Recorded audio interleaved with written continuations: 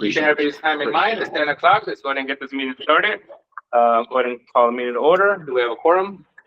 Verified quorums? Yes. We do. Yeah. All right, let's go ahead and do some introductions. Go ahead and start. All right. Elena Kowaleski, Assistant Commissioner. James Nupp, Deputy Commissioner. Charlie Bowles, Tucson, Bowles Realty and Investments, been around here for a while. Bill Gray, I was originally the owner of the Arizona School of Real Estate for numerous years. Now I teach at ASU Business School. Ellie White, Sun Cactus Realty. Susan Nicholson, Commissioner. The chair. Judy Jackson, your Vice Chair. Kelly Harrington, Pinal County area member. I'm Matt Cody with Cache Homes Advisory Board member. Welcome, one of our newest board members. Christine Shipley with the Arizona Multi-Housing Association. All right, well, we have people in the back. We'll start in that corner. Liz Recchi, Assistant Commissioner, Enforcement and Compliance. Lynette Evans, Assistant Attorney General. I represent the department as well as the board. Kathy Howe, I have a real estate company and in school. Tom Barley, Cornerstone Public Affairs. I represent the Arizona Association of Realtors. Aaron Green, General Counsel of the Arizona Association of Realtors. Good morning, Lena Sten, and I'm a designated broker as well as a school administrator. Sherry Olson, Realty on Loans and an inspector for numerous schools. All right, thank you. And I forgot to ask, can you guys hear us online? All right, we'll go ahead and start with Luis Ramirez since you raised your hand. Good morning, Luis Ramirez. I apologize I couldn't be there in person. A member of the advisory council. All right, thank you. Ms. Judy? Good morning. Am I speaking? Good Yes. morning, Judy Lowe, Introduce yourself, please. self-employed broker. Thank you. Thank you. Sue? You're muted, Sue.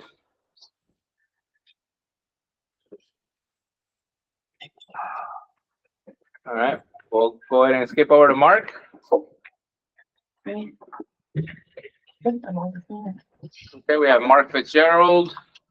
Then we have someone from American Realty Academy, Nikki Salget, and Timothy Endert. So we'll go ahead and move the meeting forward. All right. Item number 3, amendments or corrections to accept the July 17, 2024 meeting minutes. Everybody get a chance to review those? Do you have any Move to questions? approve. Okay, we have a motion to approve. Do I have a second? Second. Do you have any discussion? Hearing none, all in favor say aye. Aye. Aye. Any against? Minutes passed. I'm gonna go ahead and change up the agenda a little bit just because we do have several people here from the public. I'm gonna go ahead and move the public comments to the front of the agenda. That way, as we move into the agenda items, we can have some input from stakeholders. So at this time, I will call out to the public. Who would like to speak from the public? Anyone here from the public that would like to speak up? Online, anyone from the public would like to speak on any agenda item or anything you would like to speak about? Okay. Go ahead. Kathy Howe. And I will go and I will give everybody a time limit, no more than 5 minutes. Okay. No problem. I have Kathy Howe. I have a real estate school. I have right now. Kathy, could you please stand up? That way, make sure everybody online hears you and everything. Yes. Hello. Kathy Howe. I have How to Educate Real Estate School, and I'm currently having difficulty getting courses approved. There's approximately 8 courses being held up right now, 5 of which yesterday afternoon I got a denial letter for, and that I can go to appeals on them, which I will do. I also have another issue, which is the fact real estate schools. I teach pre-license and have worked hard for years bringing pre-license to Arizona state specific laws. Arizona is unique in that we have the 26th Amendment of the Arizona Constitution, which we act as paralegals during a transaction.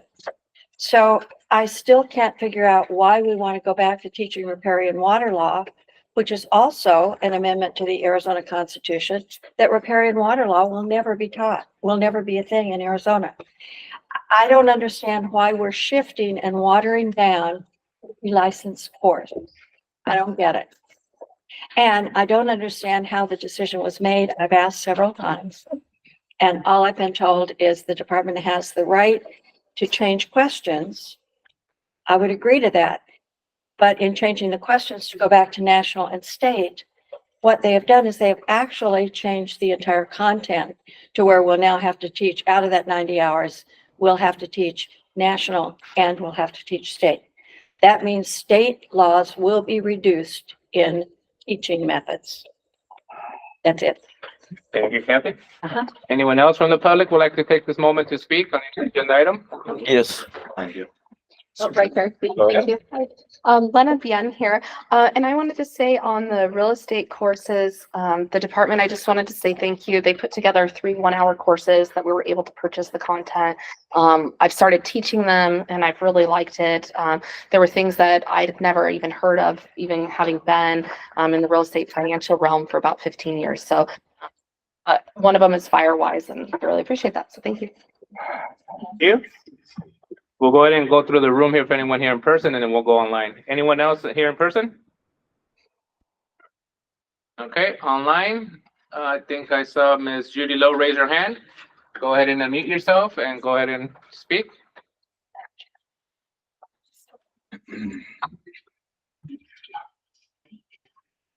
Can you hear us, Judy Lowe? You are muted probably, or we don't have them muted, right? They're able to control themselves. There you go. There you go. Thank you, Matthias. I'm Judy Lowe. I'm the former commissioner of the Arizona Department of Real Estate, was the commissioner for 13 years. I am presenting something for a member of the public that was given to me.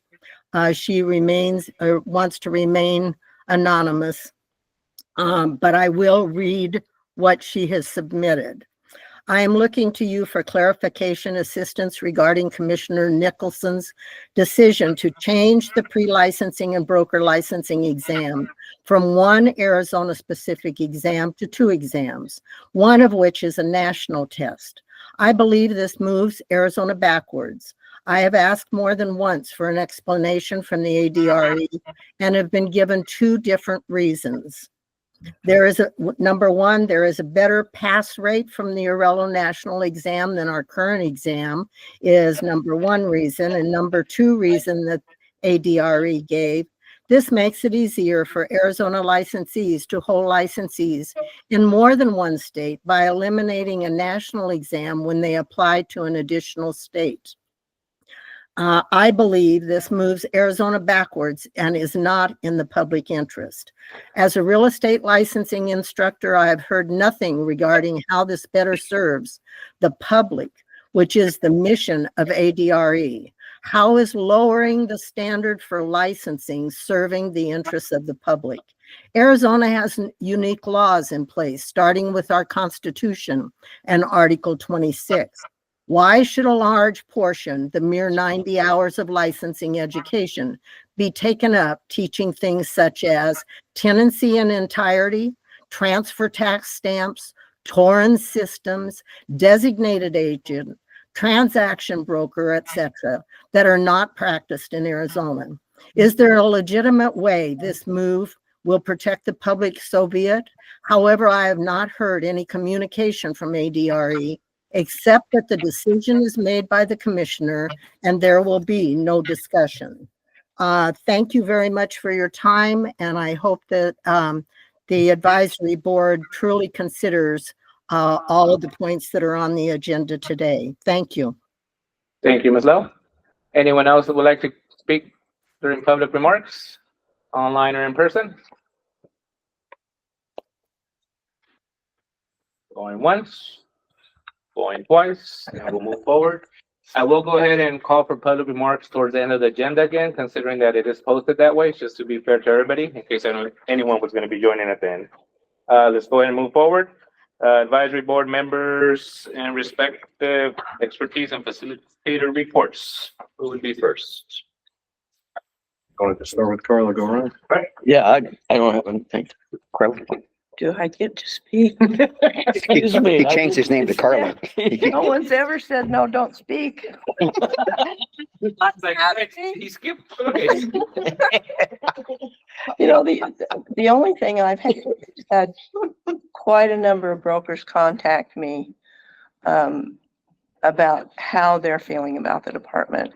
And they're feeling like there's some vindictiveness and some punitive things when people express their opinions or when there's other things that need to be done. Another call I received was the department is going directly to the agent when there's a complaint versus going to the broker.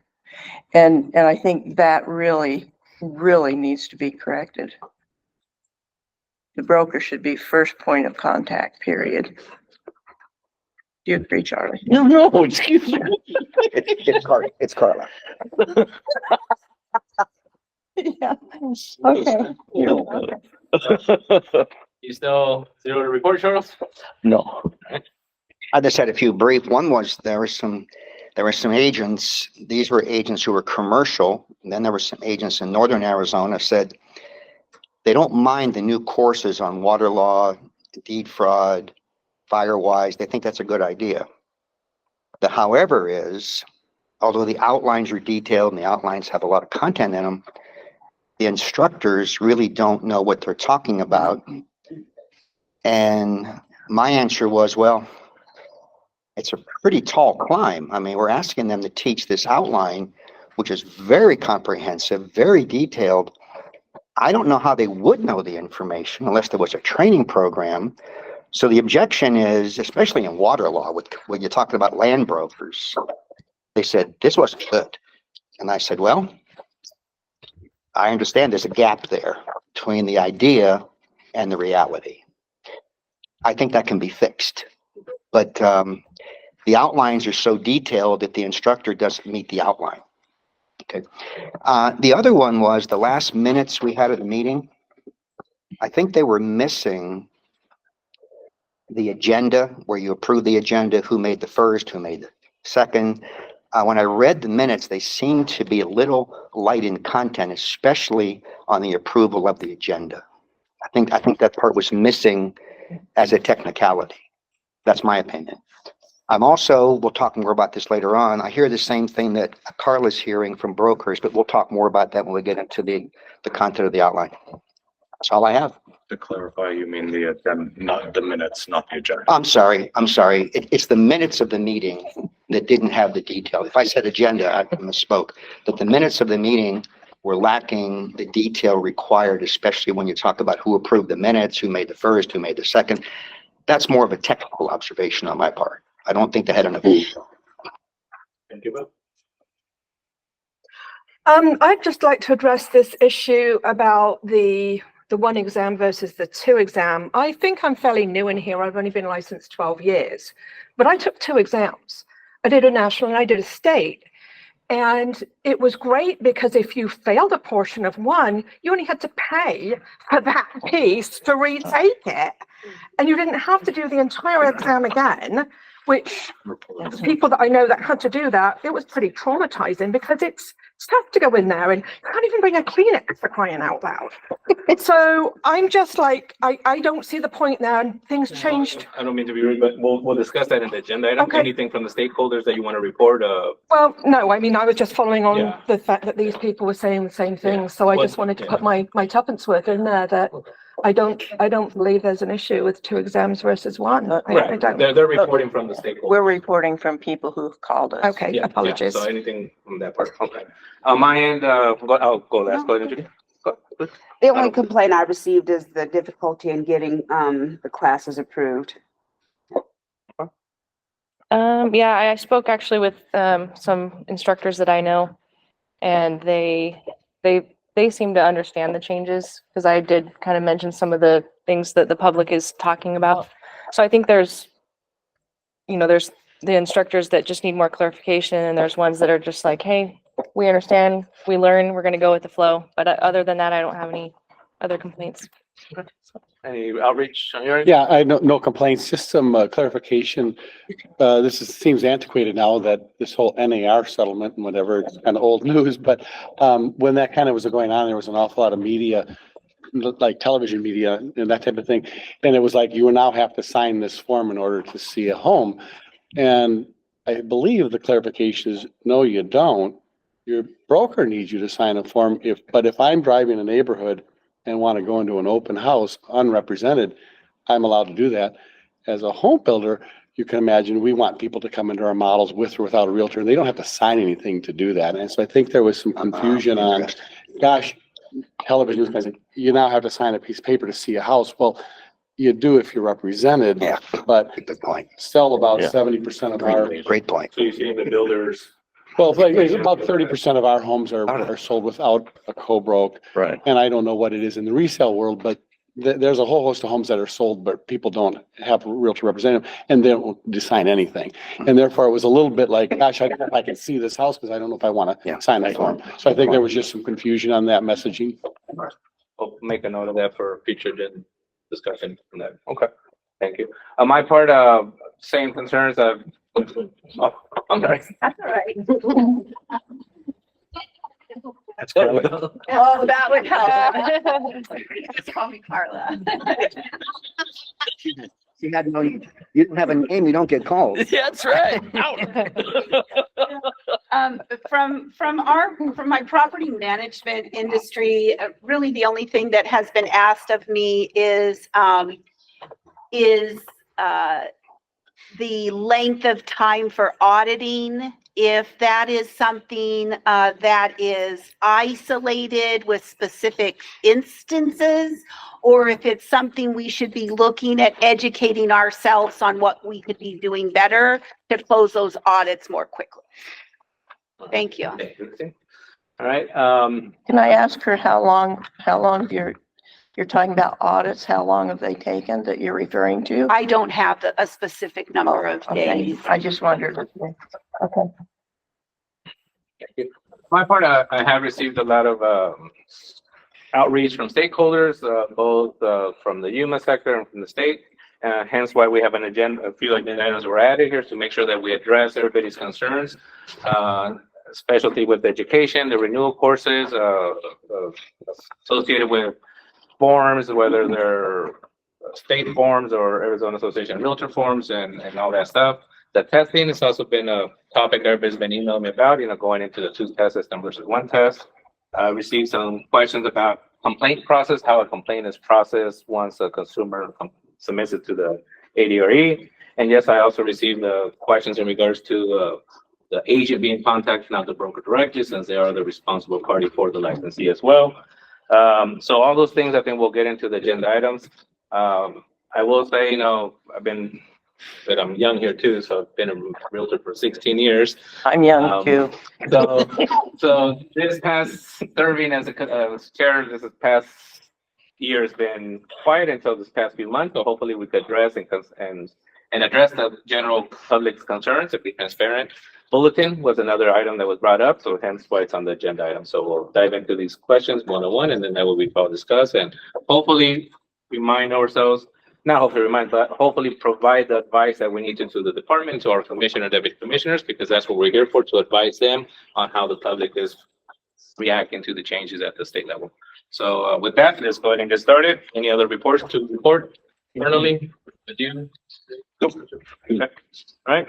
So let's go ahead and jump into the next item, discussion and possible recommendation on pre-licensing tests.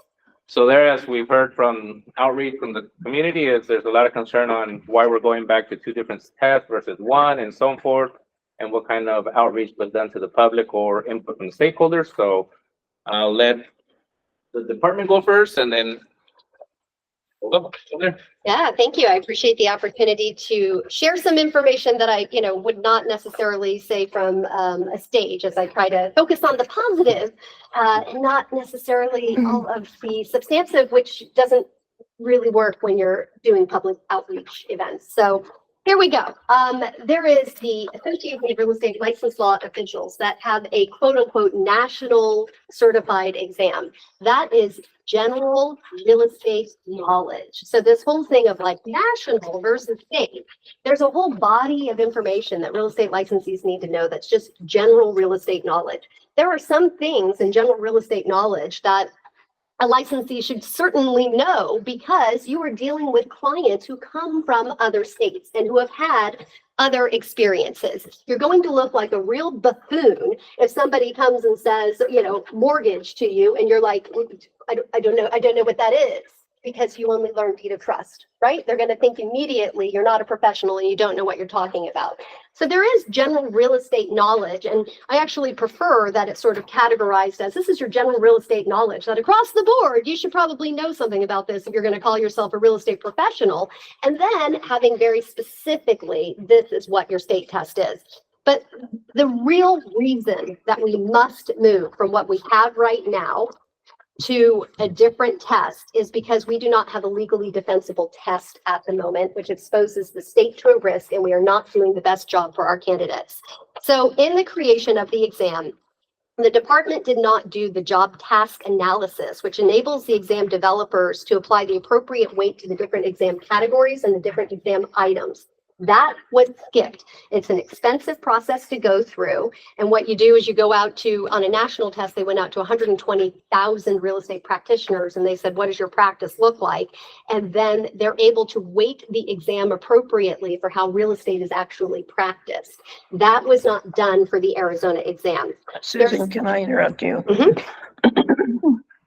I was an SME on the general for the entire United States for about a year. And sorry. And as we went into that, the subject matter stuff didn't even matter, because a lot of the stuff they teach is not even relevant to what we're doing. And it's a waste of an agent's time to sit in a class or to take a test that is irrelevant. For instance, there are many states out there that don't even require a license for property management. I mean, I could go into several things, but it got to a point where it was so irrelevant to what we were doing in the state that I told them I would not be an SME anymore. It Which is why really we is. also offer a state-specific exam. Understand, but there's no sense in someone sitting for a general test that has all of these other things on it that is not pertinent to what we're doing. Any test that someone takes should be something that they're able to take into their daily practice and use it. And I did not find on the general exam when I was the SME that it was going to be pertinent to the state. And I don't think that's changed, because that's only been probably 5 years ago. So I have also served as an SME, and you see a very limited amount of question bank. So you do not get to see the entire question bank. And so to keep going, psychometricians look at the statistically verifiable reliability, validity, and defensibility of an exam.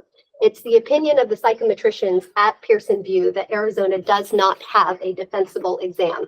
The reason for that, Arizona's exam is not defensible because over 50% of our item bank is a direct copy of Pearson VUE's national exam. But in calling it a state-specific exam, you have to take the stem of a question and you have to attach it to a citation that's inside statute or case law that ties it to the state of Arizona. And in doing so, a number of our items in our item bank have been inappropriately cited back to laws that are not applicable to the questions anymore, which makes it not a defensible exam. We ran the citations by statute. So you're supposed to be able to, with an exam, say, give me everything in Arizona revised statute, blah, blah, blah. And it'll pull all the questions in the item bank. And the reason you need that is when legislation is passed, you have to make sure that all of your exam questions are still accurate. We just had to do it because of the omnibus bill that passed. And when we sent that in, tied to statute, we were returned with one question that needed to be updated. Well, we just passed an omnibus bill, so we knew that couldn't be correct. We were like, that can't be right. There should be a lot of questions on our exam.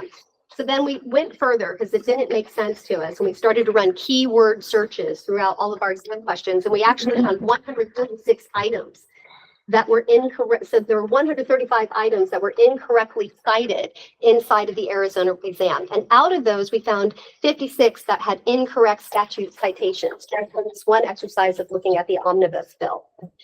Because of the way that the Arizona test is structured, the general real estate knowledge questions trying to fit into those state-specific exams, that system doesn't work. Typically, when you build an item bank, you look at a law and you say, how would we ask questions to test the knowledge of this law or of this case? What Arizona did in creation of the test was take items on a general national exam and say, how can we tie this to an Arizona law? And in doing so, it makes our exam questions very limited. We don't have the ability. That's not right. That's not right. That is not right. No. It absolutely is, and we have a recording from our exam provider in having the discussion of getting to an understanding of why there was a necessity for Arizona to move forward. Okay, so let me just say, Charlie and I were on the state exam writing for 12 years. There wasn't a question that we did that was not book oriented. Verified at the meeting. Yes, that was in in the the real book. estate book.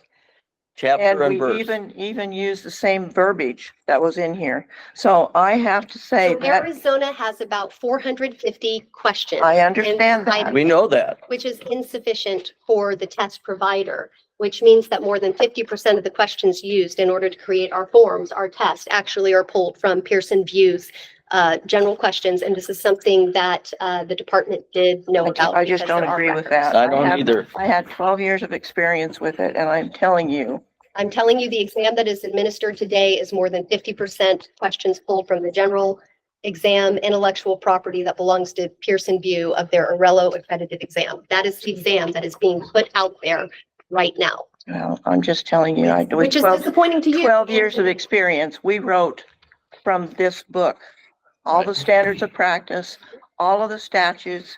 We used the verbiage that was in this book so that when someone took the test, they didn't have to guess on what the statute was. It sounds to me that the Pearson VUE, the provider, is not using the test questions that you guys handpicked from the book. They're using, like you're saying, 50%. They're using those questions, but those questions aren't substantive enough to create an item bank for the number of tests that have to be prepared to keep it under the variety so that people can't memorize tests and test questions. And so in the overview of what it takes in creating the forms is what they call it, we don't have a large enough question bank in Arizona. So we have recalled in all of our intellectual property from Pearson VUE. We have gone through every single one of the questions that you two are speaking of writing, and they're very substantial. It wasn't just us two. But now I'm aware. And now we have added to that question bank. We've submitted about 750 Arizona specific questions to date. So we're expanding the Arizona question bank significantly. And we will not in any way, shape, or form be delivering lesser of a test or a test where people would have to have less knowledge about Arizona in order to pass the exam. That is not the goal. We are not under any time rush or time constraint to get this done. It's more of a priority that we get this absolutely right. And we create a defensible exam to the highest possible standards to represent the state of Arizona and our candidates. Charlie's got something. We were also told in the creation of our test that when we selected our subject matter experts, we should not use people from the pre-licensing educator realm, because that would be a conflict of interest, because that would give you the appearance of impropriety, and it could also give an unfair advantage to those subject matter experts that were involved in the creation of the actual test questions that run schools. Their schools would have an advantage over we never that weren't able to have a representative. We never allowed that, Sue. Never allowed it. Sorry, but Absolutely I've did got to not. correct you, because we absolutely did not allow anyone to be part of that test writing stuff that was an educator. Right. Period. So I have a bulletin from issue 1, volume 2019 that says, updating real estate pre-licensing exam under the expertise of several Arizona real estate educator icons and input from many educator stakeholders. The salesperson pre-licensing education curriculum has been updated for the first time since 1995, reflecting Arizona's specific and unique real estate laws. The same process is being followed to deliver an updated broker pre-licensing curriculum and state exam to be rolled out no later than the summer of 2019. Online pre-licensing education courses are now being approved by ADRE according to the new substantive policy statement. Thanks to a very special group of Arizona real estate professionals who served as subject matter experts, the pre-licensing Arizona's exam will be rewritten to conform with the revised curriculum and a new bank of questions specific to the practice of real estate in Arizona. So educators were absolutely used. These are two No, different they issues. were not. These are They two were different. not used to write Okay, questions. you're talking two different, you're points. talking two They're different two points. You're talking two different things. Totally two different Two points. Totally different sides different. of the street. We're not talking the same thing at all No, here. we're not. That's right. It doesn't change the No. fact that we don't What- have a legally defended. I was involved in the content outline with other people, and the industry was involved in the content outline. Never, ever was anyone involved in writing questions. Right. They took the content outline that the industry put together, which is very typical for industry to put it together. Then you turn it over to the subject matter experts and say, you write questions. That's how it worked. That's And right. That's exactly how the system worked. We were never writing Ne- questions. Never had it. Never had been it. educated We on. knew the percentage of failure and the percentage of success on each and every question. We questioned whether the question was too simple, too confusing, too difficult. We would rewrite it from that perspective and by the book. So the reality is, though, the Arizona quote unquote state specific exam has over 50% of its contents that are brought over from the Pearson VUE Arello accredited national exam. But what we are not doing is giving our licensees that accreditation that they could have because they're already being tested on it, which would then give them licensing reciprocity in 45 other states, which means they wouldn't have to take that general real estate knowledge portion in those other states. They'd be able to take that state's specific licensing exam and pass it. I understand that all of this happened with some haste because Arizona was facing possible legislative changes with out-of-state licensing recognition. So it's a time-consuming thing. I mean, you know, but the law is the law. And as commissioner, I'm going to deliver my best effort to the truest interpretation of the statutes because it's the people that we elect, the House and to the Senate, and the governor that signs the bills that pass through the House and the Senate, and they become Arizona law. And it's not for any one agency to try to take any kind of administrative action to circumvent the actions that are taken in the creation of new laws. And I had received information that that was the catalyst behind Arizona changing its exam. So for all of those reasons, we decided that the best thing that we could do for the state of Arizona and the responsibility of this department was to do the massive undertaking of creating a very detailed state-specific exam and reverting back to the already over 50% of the questions used, but call it the Arello National Certified Exam administered by Pearson VUE and return it to the way that it was prior to 2018, but with what we hope to be a much more comprehensive and better state-specific test. You keep on mentioning that 50% of the questions are from the national. Right. Relevant. Relevant, but, and correct for those that are, my experience is limited here on education. When I took the test, there was two tests. You would take the national, state, you would pay back then, I think it was $75 to take each, and there was what, 100 questions per test, or what was it, 75 or 100? So I thought the idea of combining the test was the same bucket was gonna be put, and the licensee only had to pay for one test. Is that why you're getting 50%? Because you're still getting the national questions, and then you're getting the state specific? Because now there's more questions on that one test than there was before when you took the state test. Right, I believe our exam has 180 questions. Yeah. Or there was only like Yeah. 75. So that's what I'm saying. To me, it's the way I'm seeing it is if they're using 50%, yes, that's to cover the national portion that they're bringing in. And then you have the other 50%, which is still the same amount of questions you're getting Oh, state no. specific and national. That's what I'm saying. Pearson VUE does not determine how many questions are on the test. The state gets to determine how many questions are on the test. So based off of if you're going to give a 180 question test, then they're going to say we need a item bank, you know, X big to be able to create the variety of different test forms out there. Because when a person takes and doesn't pass, you're not going to administer the exact same test to them again. And we can have candidates that fail multiple times, unfortunately. And so you have to have multiple different versions of the test. And you have very large item bank. The 450-ish questions that are the intellectual property of Arizona is not a large enough item bank to do that for a 180 questions exam. I have a question. Yeah. Do we know how many states out there offer like 2 tests like this? Yes. That could then, you know, if they took it in their state and they come here, they only have to take the Arizona portion. Mhm. And how that's working for them. Yeah, so every state in the nation utilizes this except for Arizona, California, Florida, New Jersey, New York, and Wisconsin. So that would leave, I mean, I can read it off, but Alabama, Alaska, Arkansas, Colorado, Connecticut, Delaware, District of Columbia, Georgia, Hawaii, Idaho, Illinois, Indiana, Iowa, states don't use it, pretty much.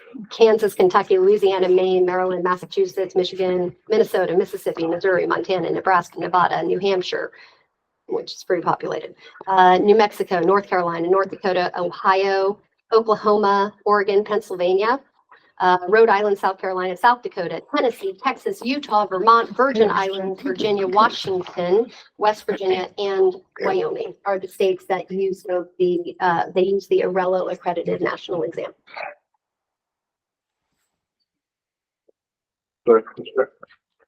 Seems like what I'm hearing is it's not a question of the outline we presently have. It's a question of the question bank we presently have. I mean, that's what I'm picking up. Is that what you're picking up? Yes, yes. Well, what happened in the early 80s, the exam was administered through ASU. ASU is the one that administered the state examination, and they wrote the outline. Then it went into private companies in the late 80s, early 90s, and the first company was ASI. We met with ASI, we put together the test, and what happens with these national companies is they're bought and sold and bought and sold and bought and sold and merged. And the national test changes every time these companies are bought and sold, like you have any other company that's bought and sold. So we had to adapt to this national test, which most of it was not relevant. It didn't relate to what we did. Right. But we had to teach it, we had to learn it, we had to put the outline on. Terrible way of teaching. Then, a number of years ago, Commissioner Lowe said, let's take this into our hands and let's make a test strictly for our state that would bring in FHA, VA, taxes, but let's make it in Arizona. We put together an outline. It took forever to do the outline. The industry looked at it. The industry made changes. And as a group, we spoke up together as a group and said, this is best for our state. We don't care about reciprocity. We don't care about 2 tests where if you could take it to another state. We care about what we do here and only here. Let the other states take care of themselves. And I'm willing to bet those other states that use 2 tests, if they had people that would make a national test or their own state test, I think they would do it.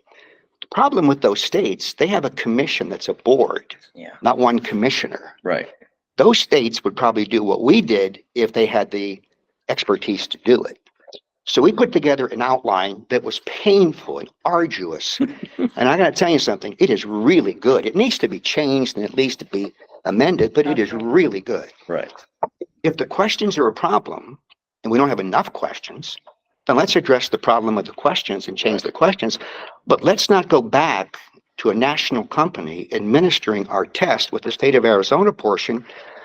I think we're losing our integrity. I think we're losing our identity. I think we're going backwards, and I would be against it because I have 35, 40 years invested in these outlines. I know what they take. I know it's not done by a person. This industry did these outlines. That's right. And this industry over all these years evolved this to make us the best there is.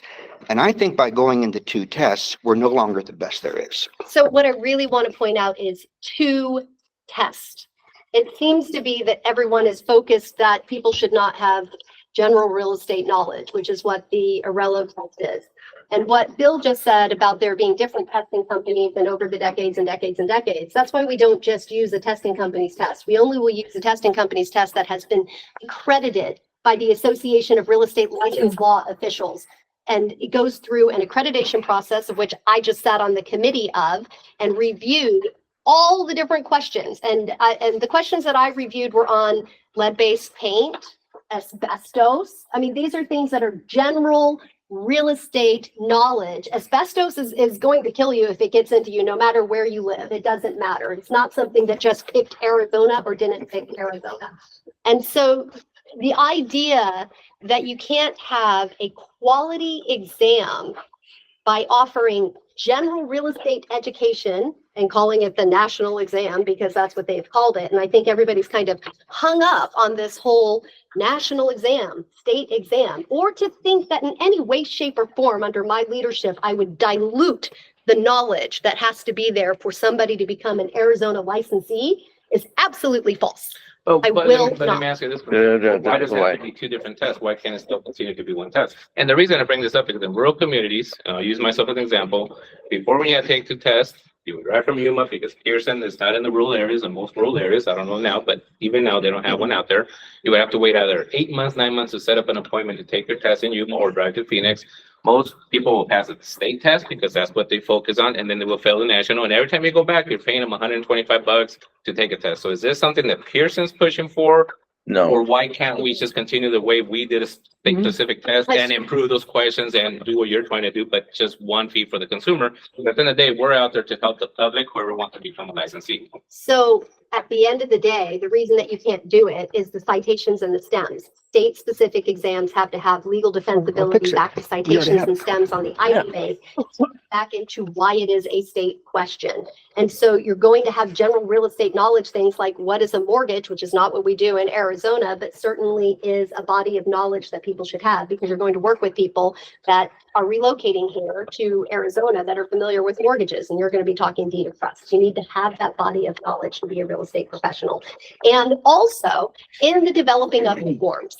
So it has been brought to our attention by Pearson VUE, and we basically have two choices, Pearson VUE or PSI, for the administration of the tests that are out there. And in the administration of the test, when you take a combination of state-specific and items out of their general bank, you create a problem in being able to cycle through the questions. And I am not going to sit here and pretend to understand it. I just know every time I meet with Pearson VUE, they cite it as an issue with the Arizona exam. And anytime that we say you need to remove those questions from the exam, it is a very big to-do about us removing, we actually addressed title theory and lien theory as something that we did not feel was being administered correctly. And it was a very heavy lift with it. So you can't merge from the general bank and the Arizona bank, and you can't really create an estate specific general real estate knowledge because you can't cite it Pearson back to the, we can't. If like we're saying this is all specific to Arizona, well, why is it specific to Arizona? There's a lot of things that a real estate licensee needs to know that are just general real estate knowledge. Our content outline has everything you mentioned. Our content outline has lead-based paint. Our content outline has mortgages. Our content outline is missing nothing. I mean, we even have blockchain. I mean, we are missing nothing on that outline, because if we missed it, the industry would say, hey, you missed it. Sue Fluke at the meeting said, you need to put back 365-day proration, because that's what we do in property management. That was her input, and it was changed when Sue Fluke from property management brought it up. We're missing nothing. So if you want general knowledge, we already have it. Incorrectly cited in the current real estate. Well, let's fix that problem. If that's the only problem, let's just fix that. That's not a problem that systemically I can fix. The fix to that problem is state portion needs to be state specific, and you need to have general real estate education. So if we're going to have to categorize it as this is general real estate education, this is state specific, we may as well do the RELO accreditation, which is the industry leading standard for a real estate exam of general education in the nation. But we got here because we don't have a legally defensible exam, because many of our questions are cited back to statutes that are incorrect for that question. That's interesting, because we always had to quote Yes. a statute, and we'd go to the book and we'd find a statute. Every time. We went to the book, found the statute, and quoted it. On Arizona's intellectual property, yes. On the over 50% of the exam that is administered today, It was retrofitting it from the item bank that Pearson VUE has and assigning it to an Arizona statute, which may or may not have fit. And what we found in the review of 139 questions was 56 of them absolutely did not fit. So it sounds to me it's a Pearson. So that was Pearson VUE. Right. That wasn't anything in the state. And we don't have an exam if we only use Arizona's intellectual property. We don't have enough to do it. So we are building the most comprehensive, best defensible. We are using psychometricians. We are going through a tremendously heavy lift. This will not be a shoddy exam, and we will not be giving people. I don't think we had a shoddy exam. Yeah, before. absolutely No, not. I'm defending the sorry, work that the but department is that's- doing that's a now. I am cheap in shot. no way saying we have a shoddy exam now. I am saying it does not meet testing standards, and that is Okay, a but vulnerability you to the said state of Arizona. we're not going to have a shoddy test. Right. Well, apparently that's what I you're think saying. that's the accusation is to me that I am diminishing the quality of the exam. I never by said that. moving- I'm I didn't just say taking that. your I shoddy. think what we're all comment. trying to say here is she's not taking it to the people that prepared the test and worked hard hours on getting this outline performed. I think we all agree the issue here then is probably coming in the Pearson VUE side of the way they're administering the test because it's not making it a defensible item. So the goal is to find out how we can make that work. Fix that. And if the it's answer from possible. Pearson Yeah. VUE is you need to have general real estate. We can fix knowledge, that. state Now, specific. is there, so you said there's a different company out there, PCI or? PSI and. There's enough people online and right here in the room that we can fix that. Yeah, but Charlie, if it that's was not- just that's as not for this simple as just fixing it because I beefed up the item bank for Arizona, I would do it. It is not that simple. If you think that we Didn't have say it was not simple. taken an No. exhaustive look at the most efficient and best way forward from Arizona from where we are today, that is false. We have not done this as a rash, quick decision. We have done this based on what are all of our options? What's the most cost-effective way for Arizona to get there? What is the most best, absolute best we can deliver to the candidates, to the schools, and to everybody else that is involved in the real estate industry? And so we are not trying to do an injustice of any way, shape, or form to any educators or any candidates who are trying to get. Didn't say that. You know, one thing I'm picking up here, we have a test called Arizona Specific. I think it's misnamed because we have questions on FHA, VA, capital gains. You can't tie that into statute. I mean, there's no way you're tying it in statute. Right. That's right. So we're calling it Arizona Specific, meaning we have to tie those things into an Arizona statute. We'll never do that. I think we're calling it the wrong thing, although we mean it. We mean an Arizona specific exam. We don't mean Arizona law exam. We can't tie an FHA question into state No, law. right, You can't right. tie lead-based paint, or you can't tie these things, 1031 exchanges. Correct. We can't Right. tie it into a state law. So Arizona specific is probably the wrong name. Let's call it something different. Did you write questions on those subjects? Never. As SME? Never. Did you We all write did. questions on Yeah. FHA, We VA? absolutely did. Yeah. You did? Yeah. Yep. We Interesting. absolutely, What citations? they, did you we get got for it? their outline, You which said they, you got a citation on all the questions. What citation? I never said I got a citation. You said you went right out of book and chapter. We did. Okay, Are you so talking on- about what the statute was? On like the general education type questions, how did you guys, I'm trying to learn. I'm not trying to be Okay. accusatory. Well, let me How tell you, did when cite- these guys did Okay. the stakeholder and did the outline, because we felt that it just was not covering what agents needed to know because things had changed so quickly, Right. especially since we had that downturn. So Bill and Jim Hogan, and I think there were like 30 of A you, lot of people. Holly Esslinger. I mean, there were a bunch. And I think it took almost 2 years. 2 years. Commissioner, is there, for these questions that you're asking, I mean, that's why we're here to find out the disconnect. Was there stakeholder sub-meetings you had to be able to get this information, to be able to understand the process and what you're trying to change, to make sure that we have the input from the practitioners or people that are out there? Absolutely. Did you So, have meetings or? we did have meetings and we had work groups and we brought in designated brokers who are hiring agents and saying, what do your agents need to know and what don't they need to know? And what are they not learning that is law? Because we're not teaching you how to run a business. That's not what your licensing exam is about. We're teaching you the laws that you need to know to stay out of trouble. What are the laws that your agents don't understand? What are they not coming in when you sign on a brand new agent? What do you wish they would have learned? So did you have a mixture of new people and people that worked on the last task change from 2018, or was it just all new stakeholders that were invited to participate in what we're trying to change here? Mandy, I'm going to defer to you.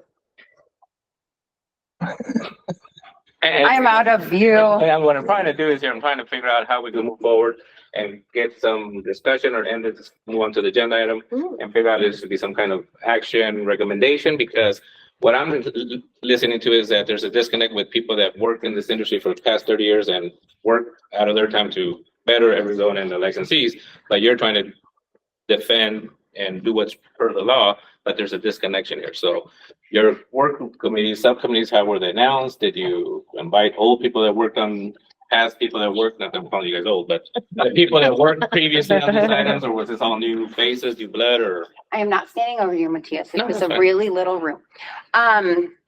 Thank you for the opportunity to speak on pre-licensing, and I'm extremely excited to tell you some people were invited back from the original subject matter expert list that we had when Marley McCormick was still with education. Since we had been talking to so many for so long, we went through when developing a new subject matter expert list, and we looked at the whole state of Arizona and started reaching out to practitioners that are designated brokers and also licensees that are now practicing with good stats, and said, would you spend your time reviewing the information with us and creating an outline in different areas to make sure that everything that is covered with a real estate license is something that would be tested on and taught in real estate.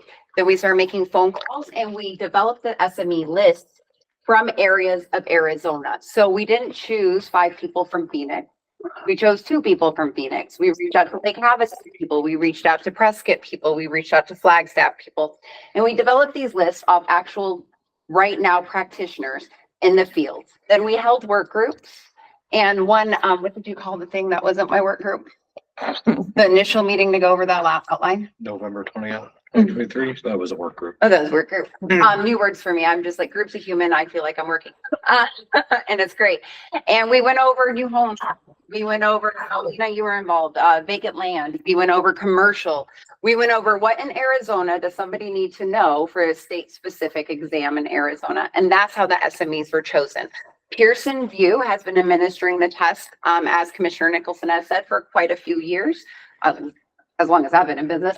And they give us the direction on their item banks and how it's written. Unfortunately, they don't have a great grab on the current items, as Commissioner Nicholson said. So it took keyword searches to make sure that our information was up to date so the people that you're supporting today can have the proper exam. Does that answer your question? Well, was anyone from the education sectors and so forth? You're saying practitioners and people that actually work in the industry. What about education sector? Yeah, for example, one of the gentlemen that was invited because of location and expertise was Andy Israel. He no longer teaches pre-licensing, has not for years, has been retired, but has been involved intimately with pre-licensing through Westford College. If you know Andy Israel and Stuart Israel, they are West Side instructors for as long as I was in business, up until a few years ago when they sold their school. So yes, there were other educators, but not current pre-licensed educators, because no one should have an up over anybody else of what's going on, because then it treats all the schools unfairly, because one will have a course outline where the other can't prepare. And that's just an unfair advantage and a conflict of interest in the mind of Pearson VUE. So I stood really fast to that and made sure anybody involved signed off saying they are not currently teaching pre-licensing. Thank you. I'm really thirsty. Matthias, if I can make a motion? So, and remember, our directive here is provide recommendation. Recommendation. Am I allowed to make a motion, or would that not be appropriate? You're allowed I'm to allowed to do make that. If I can make a motion that the advisory board recommend to the commissioner to keep the present one page out, in essence, to keep the outline that exists right now, along with its updates, and whatever questions need to be rewritten or adapted or modified to meet standards, we put together a group to do that. Second. Okay, we have a motion for recommendation, a second. Any further discussion? Any questions, discussion? I have a question. Yes, ma'am. What is the success rate of the people who are currently passing the exam in existence now? No, the average pass rate over all schools is 46%. The average pass rate of the Arello accredited exam is only 60%. So it's not an easy exam either. What was that? 60? Arizona's exam has an average of 46%. 46% passing rate. 40 something. And Arella's is 60% average pass rate. And those were the numbers from when we were first researching this. I don't have the numbers like today, the last batch of exams. I have a personal comment. I took 2 exams as well when I was licensed, the state and the national. I think that we're getting a little accustomed in the state of Arizona to teach our new licensees to pass the exam that we have. I would agree that I did not know the immediate failure rate, but I would agree that it's definitely much higher than it used to be. I think we've seen that specifically. I can speak to my own staff within the last 6 years. Those pass rates have continued to decline. I can tell you when I share my note cards from my examinations with them, they can't seem to even get through them and have that knowledge. And I've heard today, the question, how is this serving to protect the public? And I would suggest to you that as much knowledge as we can have about real estate provides the highest level of protection that we could present. And I do agree that I wish the other 46 states would recognize us as we go to them to apply, that we would have that ability to reciprocate between states and have that general knowledge as we walked there. And I would also suggest to you that many clients that I deal with are not from Arizona, and they do have different understandings of what their water rights are, what a mortgage and deed of trust difference is, even what agency looks like in our state.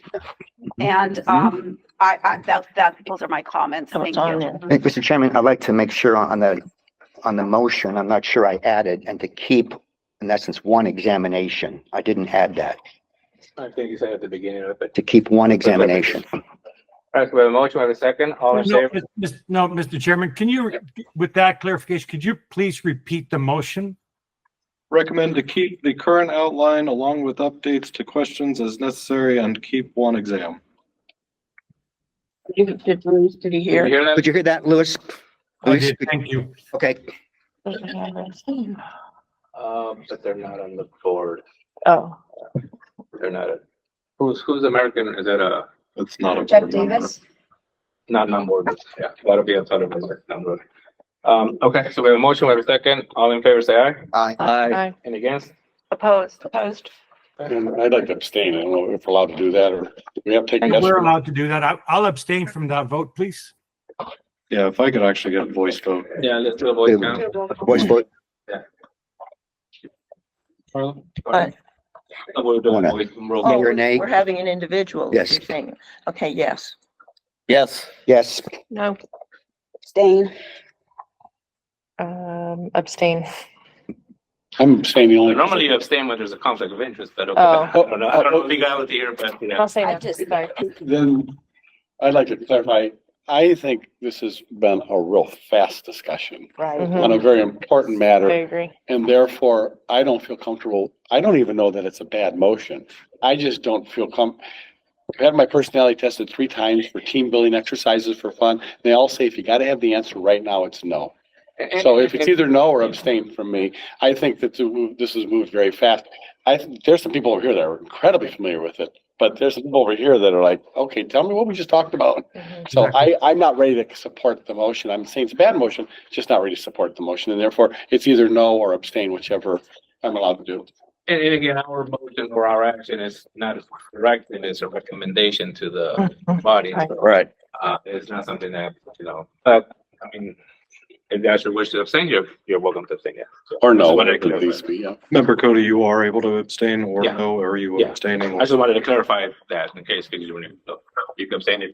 Yeah, I'm not saying it's a bad motion. I'm just not ready to vote for it with that limited discussion. Alright. So I guess that's a no. Information to digest from what Yes. Susan gave, so. Agreed. And then from there, yeah, we'll finish them. No, mine would be no. Did you vote? Yes, I didn't capture your vote. Louise. Luis? Louise abstain. If I can explain my vote, I think there's a lot more discussion that needs to take place on this issue. I think that the motion, again, I think we're making it a black or white issue, and I think there's just needs to be a lot more discussion. So for that, I vote no on this motion.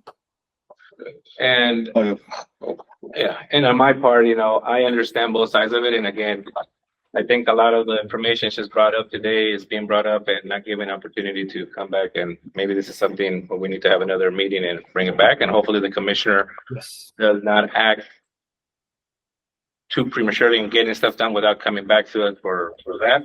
So with that, just to be fair and provide the outreach or the input that you're taking, I see you taking a lot of notes over here, so I appreciate that. I will vote no on this, and that way it could be brought back to hopefully bring it back and allow the concerns being out there, they understand that, and hopefully they come to a better conclusion. And please also understand timeline wise, in order to be fair to all educators, first of all, the questions and items that are being tested and developed are all state specific. So there's no sort of wasted energy on developing things that are not state specific. Just of that, we need more state specific questions, so that is fine. Well, it takes them about 18 months to actually get Correct. So the this is not question something. on the test. Correct. because it So has to this be is not pre-tested. something that's going to happen overnight. Right. This is a very, very long process. There would be 2 outlines posted on our website for at least 6 months to give educators opportunities. The items will still have to be tested. So. And I will add to your comments that I know we talked about this in other meetings that we had, but in brief, we're working out ELO, we're working on this stuff, but we never dove down into exactly what the department needed and being done. So I think that's the miscommunication that we're having. Okay. So with that, respectfully ask, take this into account, come back, ask for input, and hopefully we can work together to make this, and like Bill said, work as one and as a state of Arizona for our best interests. So Do you guys have a copy of the outline that was done before by the educators? Do you have that? Oh, it's our current test outline, correct? Yes. Yeah, so it's posted on our website. Posted on the website. Is it? Yes. Okay. notes and all that. Okay. All right. Thank you. And with that, we'll move forward to the next. Does that motion fail then? Excuse me. Sorry. Point of order, what is the outcome of the vote? By a vote of 4 noes, 3 abstains, 3 yeses, the motion fails. It fails. So with that, Mr. Chairman, I would like to propose actually your final comment right now. That would make me much more comfortable as a motion, that there needs to be continued dialogue. There's clearly concern from different, players in the industry and in the sector. And I think from what you were saying, Madam Commissioner, you're open to consider taking all these comments into consideration as we move forward. I think I would be more comfortable with that than a resolution that made it a black and white yes or no, 1 test versus 2. I clearly think there's much more discussion that needs to take place, maybe a possible second round of outreach to industry. I like the approach that it wasn't just Phoenix centric, that it was statewide outreach. I would be much more comfortable with that type of discussion and a possible, I'm not putting forward a resolution, but that would make me feel more comfortable.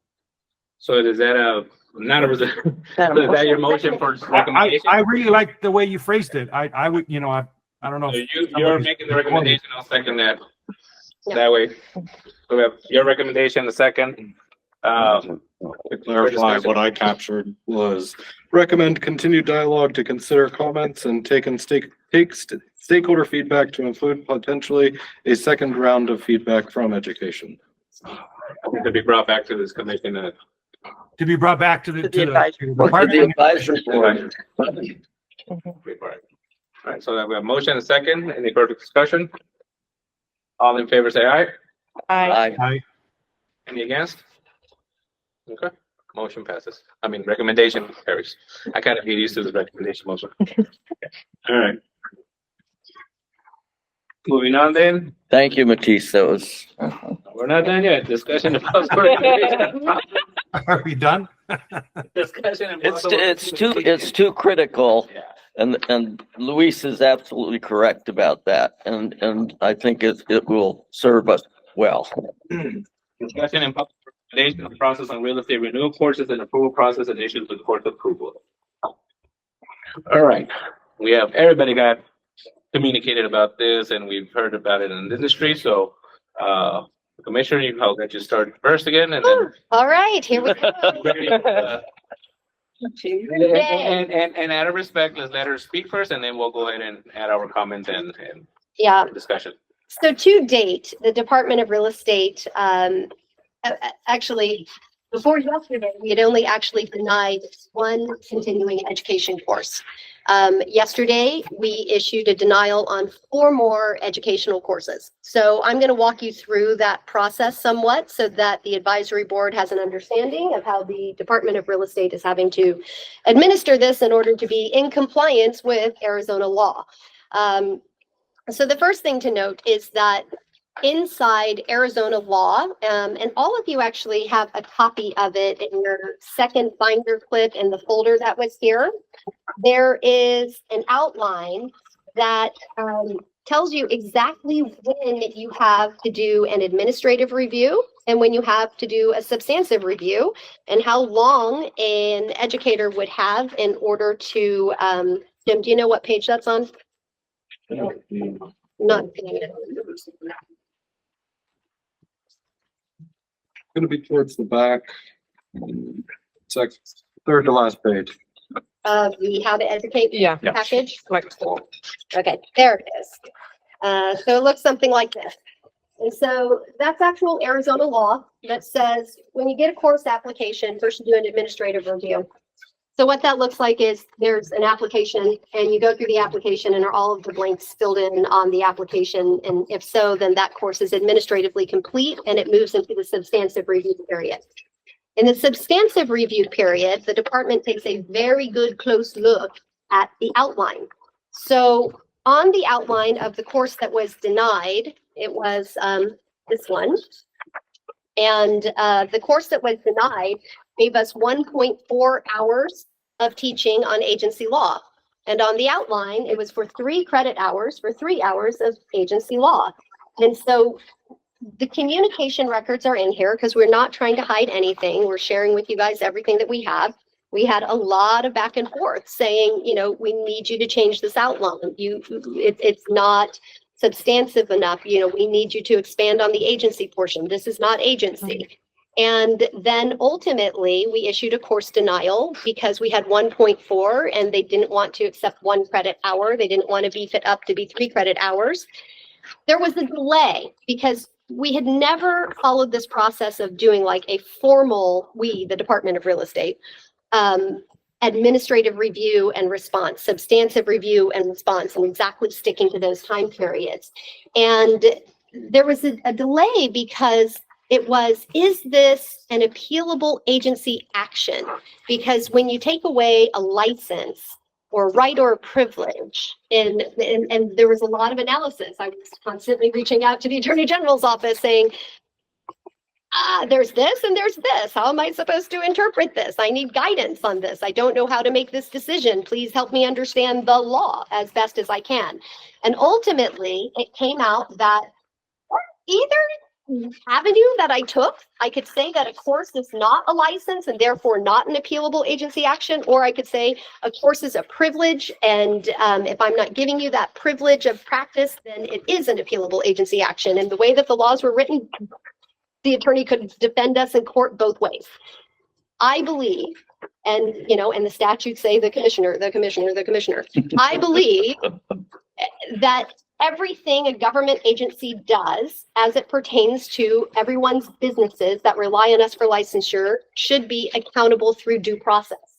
And so I made the decision that this would be considered like a license, like a right, like a privilege, and it would be an appealable agency action. Any decision that I made, you can take me to the Office of Administrative Hearings, and if you don't like what they said, then you can bring me to Superior Court, because I should be able to defend this department's decisions every single time by the word of the law, and that we're being absolutely fair to all people. So that's the decision that we made. So I'll let you guys review it, but in the gist of it, the reason the first course was denied is because it was 1.4 credit hours of agency. They were asking for 3 credit hours of agency.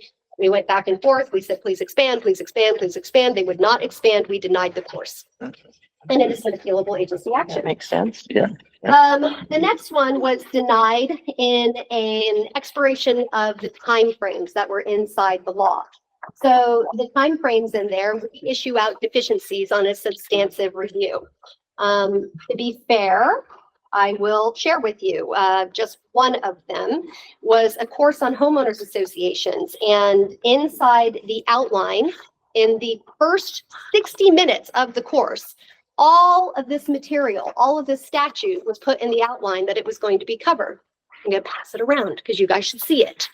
And I was like, how are you going to cover all of this in 60 minutes? And if it's all condominiums, the Condominiums Act and condominiums, how are licensees going to understand that you need to be very careful that you're not trying to play lawyer after your agency has ended, that you're not overstepping on the scope of your real estate license and getting yourself into trouble, right? So whenever a licensee learns something in CE, they think I'm supposed to know this, and then they're likely to go and talk to their clients about it. So I needed more details. The Department of Real Estate needed more details. We needed more than what was on the outline. That was what was determined inside the substantive review. We need you to expand this outline and give us greater detail as to what you're going to talk about, because as we pull the statutes and look at it, we say that's a lot of material to cover in 60 minutes if you're going to really cover all of that. The reason 4 courses were just denied is because we gave a deficiency notice in the substantive review period. We did our review, we came back, we issued out that deficiency notice. That starts the clock of a response period, again, laid out in law. And then when the response doesn't come back, as it's laid out in law by the time frame, we close it with a denial. That's not to say the educator isn't welcome to come back and reapply and resubmit the course and give us what we need. We have approved, I believe the number was 129 real estate CE courses. We have denied now 4 because the outlines were not expanded during the time period allotted after the notification of deficiency from the substantive review period. One of them was denied because it only had 1.4 credit hours that we could attest. They refused to expand the outline, and that's where we were at. And I hold firm with the decision that these should be appealable agency actions. And if our department got it wrong, you have access to due process. You can take us to OA and you can question our decisions. And we will absolutely be prepared to come and defend why we are denying these courses. But in no way, shape, or form is it an arbitrary thing. I have a problem. I don't either. Yep. In the late 1980s, there was a law passed, but that's something that the commissioner initiated, that every new licensee must take a class on contract writing and listing, 6 hours in order to get your license, which counted towards your renewal. Those classes, when we teach them, we use the forms put out by the Association of Realtors. Those forms put out by AAR have, in essence, established a standard of care. They're used by 90% of residential agents, if not 95, if not 100%. They have the template, they have the boilerplate, they have the content. They're missing nothing. Yet if we submit a class to teach the AAR contract, which is the standard of care, it's denied. Well, how can we give credit for boot camp, or it's called contract writing? How can we give credit teaching the form for new licensees, yet when you renew your license, we can't give credit? I don't understand that at all. So what I do not allow is something to be considered real estate education that is as dumbed down as on line 1, write a name, and on line 2, write another name. And I've been to these courses, by the way, they do exist. I was a licensee for a long time. On line 3, write a property address. On line 4, write an assessor's parcel number. On line 7, write this. On line 10, put this. And what we're looking for in real estate education is inside the body of, I believe the Arizona Association of Realtors has the most amazing forms in general. Like I really do. The risk management committee does a phenomenal job. But you have to go down and teach the elements of the contract law. Why did Arizona Realtors put these elements into the contract? And most courses still do. But some instructors and some providers out there don't. But Commissioner, And so the problem I have is from what you said about the outlines that you rejected about the condominiums and line 1, 2, and 3, is you're starting to tell teachers how to teach. And I think that's a dangerous I area. disagree with you, Bill. What I'm trying to do is say if the department needs to monitor a course, we can monitor a course and say, yes, that instructor delivered what they told us. And what I'm trying to do is know that the courses that are being delivered meet the standards where we're not setting licensees up to go fail by stepping into giving legal advice when they're not supposed to, or going outside of the scope of their licensing, or, you know, like we are trying to understand the nuts and bolts and the meats and potatoes of every course that we approve. Well, then why aren't you approving AAR forms, which are the standard in this state? How are agents supposed to better themselves in contract law if you can't use the forms? I mean, that doesn't make any sense. The licensee needs to be able to read Cachet Homes contract, which is not an AAR form. And I think you would agree that most real estate residential licensees also go and Well, take people. but we have classes on new home contracts. We teach class on new home contracts and we use builders contracts. Do We you do use that. specific builders Sure, contract? because all builders contracts use the same template. They're pretty much all the same boilerplate. So basically what we are saying at the department is we want you to teach a course that's applicable to all licensees. It's not possible. We want Article 26 of the Constitution that says you can create your own instruments to be, we want them to have the knowledge, if they have the power to create their own instruments, do they understand more than how to fill in a blank? Because that level, if it's just going to be, this is how you fill in a blank, it does not meet the minimum standards. If we can't teach a form, I don't know how you teach contract law. I would have no idea how to do it. I have no idea. I have no idea what you do, because everything falls back to an AAR form, which has all the templates and the bodies and the boilerplate of every single contract. So I don't know how I would teach it if I didn't use a form. I don't know what I'd do. But it goes further than that. Because now that we're in this element that we're in, you know, where we're supposed to look at unrepresented buyers and those kind of things, the typical phone call you get is, I'm going to represent myself as a buyer, but here I want you to use your forms and I want you to write up everything on the form. Well, they're copyrighted forms. You can't do that. But then you also get to where,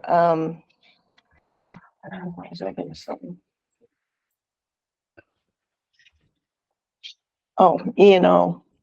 If you're not using the standard forms that are used with the majority of agents, your E&O won't cover you. That's actually not necessarily true. Well, it is for my policy.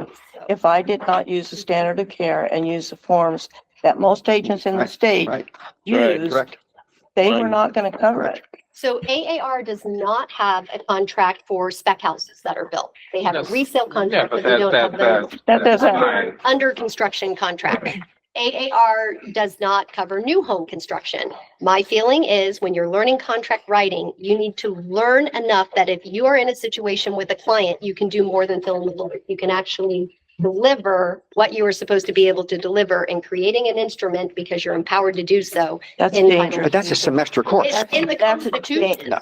I understand that. Okay, so I should violate the Constitution. I am not saying that. You're trying to twist what I'm saying. We are in an environment now where you have these agents that don't know anything. I don't care what courses they're taking. They're either sleeping or they're on the phone. And then they want to come and represent themselves as a buyer, which then creates liability for my seller because they don't have the forms and they're going to submit a piece of paper. And I've seen this. They're submitting a piece of paper. My offer is for this. I'll give you this amount of earnest money and I want to close on this date. That is the extent of what we're seeing. Well, I think as licensee, you would counter with the AAR form since you're a member. I'm not saying that. What I'm saying is, I think what you're doing is dangerous because you've got to be able to teach something that has some kind of format to it. Carla, what point let me does ask the you a question, broker have Commissioner. to teach? Commissioner, let me ask you a question here. Do you have an issue, does the department have an issue with AAR forms being part of the renewal or the education system? Not in being referenced. It's perfectly acceptable to use AAR forms or Cache Holmes's contracts as references inside of a CE course to say, here's an example of a clause that blah, blah, blah, blah, blah. To stand there and say, on line 1, put this name, on line 2, put this name. That's what I'm trying to get to with my question. You're saying is, your issue is just having a class on how to fill in a form. No. Yes. Your issue is not that. The issue is if you're gonna teach a form, the ready form. If someone wants to create a course and teach the ready form, you want the instructor to actually teach the body of the ready form and what it is for. Yes. Not to fill it in. Yes. So that's what I'm trying to clarify here, because what I'm understanding is you have no issue with the forms. It's not the form. Okay, so the instructor could put in a class for teach the ready form, and as long as it follows the outline, there's no reason for the department to deny that ready form to be used for credit because you're teaching the body of the form. Because your analogy about using the builder's contract as that every builder, the body of the contract is pretty much the same theory idea, but each contract could be different. You could have builder's contract 80 pages, a builder contract 12 pages. That's not it. You're looking for the body, but the vast of the majority of the membership, like Bill mentioned, is using ADR forms. So Then how do you write this outline? Right. How in the world do you write an outline to submit if I'm going to use the AAR contract, especially when they have a new AAR contract? We do go line by line, the new AAR contract. We go through the whole not the thing. billing part, but you explain the line. We by explain lines to 262. Why did we do this on the default provision? Why did we do that? That would be perfectly fine. You're talking about the Right. contents of a. But how do we write an outline to get it approved? I mean, I don't know what I put on my outline to say that. It would protect the public for the person to understand how to utilize this tool. I am going to go through and detail and explain why an inspection period is a good idea, why you should advocate for an inspection period. Okay, right. And, you know, and So explain what the should be core stuff. involved But on in an the, inspection. on the website, it clearly said you do not approve classes using, I'm not sure if it said AAR forms. You may have said that, AAR forms, which clearly says you're not approving that. And the industry out there thinks you won't approve those classes. The other thing is if a class is just AAR forms, not all licensees use all AAR forms. We have very large brokerages out there that specifically are not using some AAR forms. And so But 80-20% rule is the majority of the membership Absolutely. does. Thousands. And if an agent is not using the form, they don't have to take that renewal class. They could Even commercials, small broker. what happens when a licensee does take that form and their broker has said, I don't want you utilizing That's the this- broker's, this that's the form, broker's right? control. But they would have learned the content. But I learned something. Continuing education for it, if it's not applicable to all licensees. If that broker should say, I don't want you taking those classes, but the agent could learn something. What if he decides to leave that broker and go to another broker that does use the forms? Yeah, I mean, I just Now, don't. I think- understand your reference to this, where you think this is a 60, are you gonna teach all this in 60 minutes? That's So maybe section whoever submitted this class request could come back and say, okay, I'm only gonna teach these 2 parts, Mhm. and then this will be part 2 class or something. But I understand what you're saying. There's no way you're gonna teach all this in 60 minutes. Let's be realistic. Maybe the first 2 you will, or 1 page. You're okay with that they could resubmit. Mhm. But the industry, and I agree with that, believes that AR forms are not wanting to be part of the education system, which to me is, how many licensees do we have? Let's say 94,000. No. We're down to 80. How many? Oh, that's good. 88 or so. Okay. Oh, it's down? Down. Oh, okay. 62,000 active. Okay, and how many AR members are using, now I have the public, 54,000, 53,000. So 10,000 that are not entitled to be able to utilize this form. So and that's their target- choice. They could take a course. That's the private sector. They want to create forms for those, and then they could take those forms as well. That is not for a department for us to. So there's nothing. to That's an say- income revenue source for schools, and they should create courses for those people. There's nothing to say that school can create the courses and teach line by line and teach this and that. If it's something that licensees feel they need or brokers feel they need, why do I have to attach continuing education? I get 24 hours every 2 years to put the best knowledge and education into licensees to best protect the public. And I think understanding a full body of any. Of an that AR is form is acceptable by you. if you're referencing it, if you're teaching it line by line. Well, line by line, you're referencing the fill in body the of the form. blank. Right, No. fill in the blank, yes, I agree with you there. Has to You're not be gonna have a discussion. class and, hey, this is where you put your name, yes. But, so the outline for the educators is understanding how you want that outline to be created, so they could go ahead and teach the ready form and get the credits for whatever they want to utilize. I could teach line 1 of the contract 20 minutes or a half hour. Because you're talking about the name of the buyer. Are they married? Are they single? LLC? Is there an assignee? Is there a nominee? And if There's you write so your much, outline there's that so much way- involved in line 1. It's not, this sounds like it's rudimentary. It is not. I mean, I could do a whole hour and not get through page 1. But that's what your outline needs to demonstrate. The name of the purchaser and then the legal name of The nominee, purchaser, assignee, and the LLCs. assignee, and if it's a trust, and if it's this and that, and if you detail that No, on an hey, outline, you'll be then absolutely I don't fine. think the industry knows what you just I was said. just gonna say, there's been Yeah. no. They don't know what you just Yeah. said. They don't know what you said. They just said, if you're gonna teach a form, it gets rejected. That's, We go back to. I'm gonna defer Yeah. to Jim if Yeah, I can, we because he's in absolutely charge have of. talked about this in our education work groups and town halls. So we have had, we started talking about it in March, we talked about it in June, and we talked about it again last Wednesday, where these are the expectations. We absolutely open it up to questions. Unfortunately, we don't get many questions during the town halls. Yeah, that's true. Where are these town halls held? They're all virtual and in person. How does the public know about the town halls? We notice administrators, and we actually put it on social media. Administrator and our website. But how does the general membership or the general licensee find out about these town halls? These are education-specific town halls, but either way, they are posted on Facebook, which goes to our website. Facebook, I mean, I have agents in my office that don't use Facebook at all. I mean, No. and that goes to the I don't next use item it. on the agenda. I don't use it. I don't use YouTube. I don't use Facebook. Yeah, it's on the ADRE website too. It is. The issue with that, and I understand that, is that in the past, everybody's used to, the website is there now for the past 2 years. You're expected to go on the website, and which, okay, I understand that, but that's not what people are used to getting notified.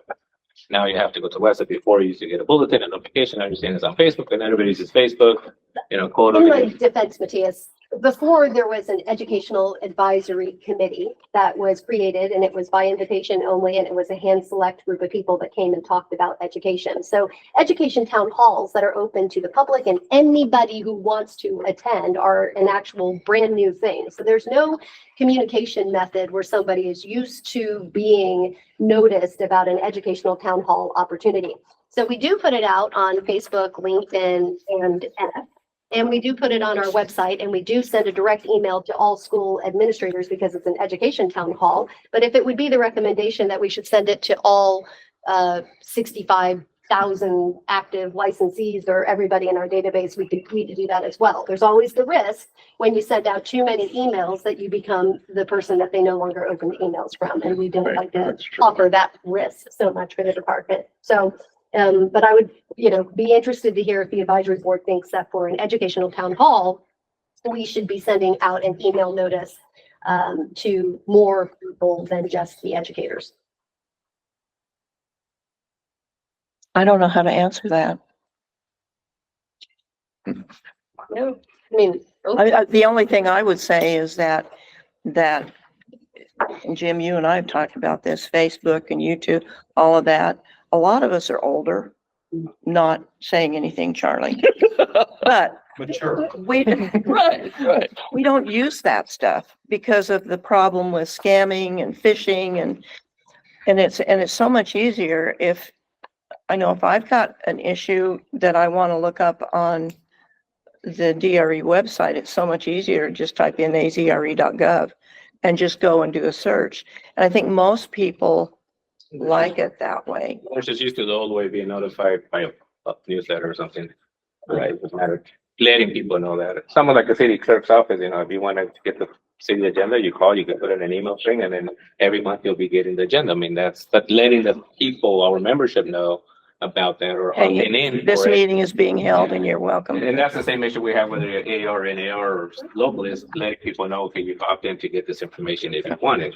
I don't know if when a licensee gets hired, do automatically they get put in some kind of notification system or something. Again, our system is so outdated. Yeah. Topic, right? No, it's a legal matter why we can't just Yeah. opt somebody in. Yeah, they would have to Why opt what? in or Why something. we can't opt somebody in. Yeah. They have to opt in. So in regards, now going back to the topic in regards to the education and the C renewal hours and the outline, the issue is not the forms. You guys love the forms as well. You guys are open to the forms. But the outline and the content needs to be specific to what you're going to be teaching about the forms. Correct. And that is a disconnect that we're not getting from the educators or. Huge disconnect, huge.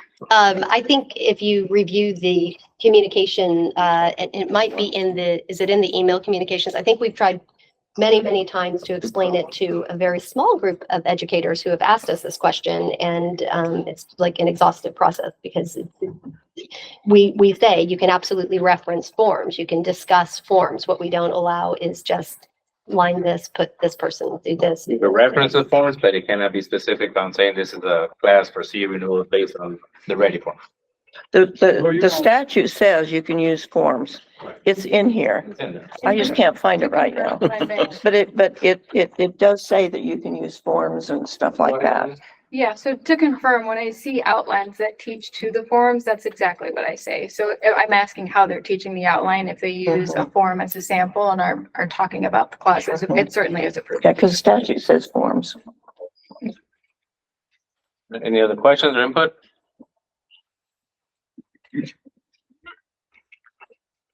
Sorry, Dana. Is there a motion? Dana has a question. No, Wait she till has the to wait school till. know. I believe the I don't commissioner have a answered that question. One, there's no way for him to come back that's Saturday now, and the person has to submit that, the course, right? Correct. So that's unfortunately, that's the process, policy wise. Outlined in law. Law, so that's the law. So they can't go back and say, I need you to revise it, they deny it, but doesn't mean the next day you can't resubmit it back in and correct the communication or Yes, the item that's- that was there. yeah. Not- So when it's denied, do you say, you need to expand on this, or is it just denied? Is there an? No, there is a substantial, Well, I'm and just it's in your folder too. Yeah. There's You can a see the communications. a huge But amount of there. communication back and forth with our educators Yeah. and trying to work with them to Yeah. get to a Right. course approval. So I don't see an issue.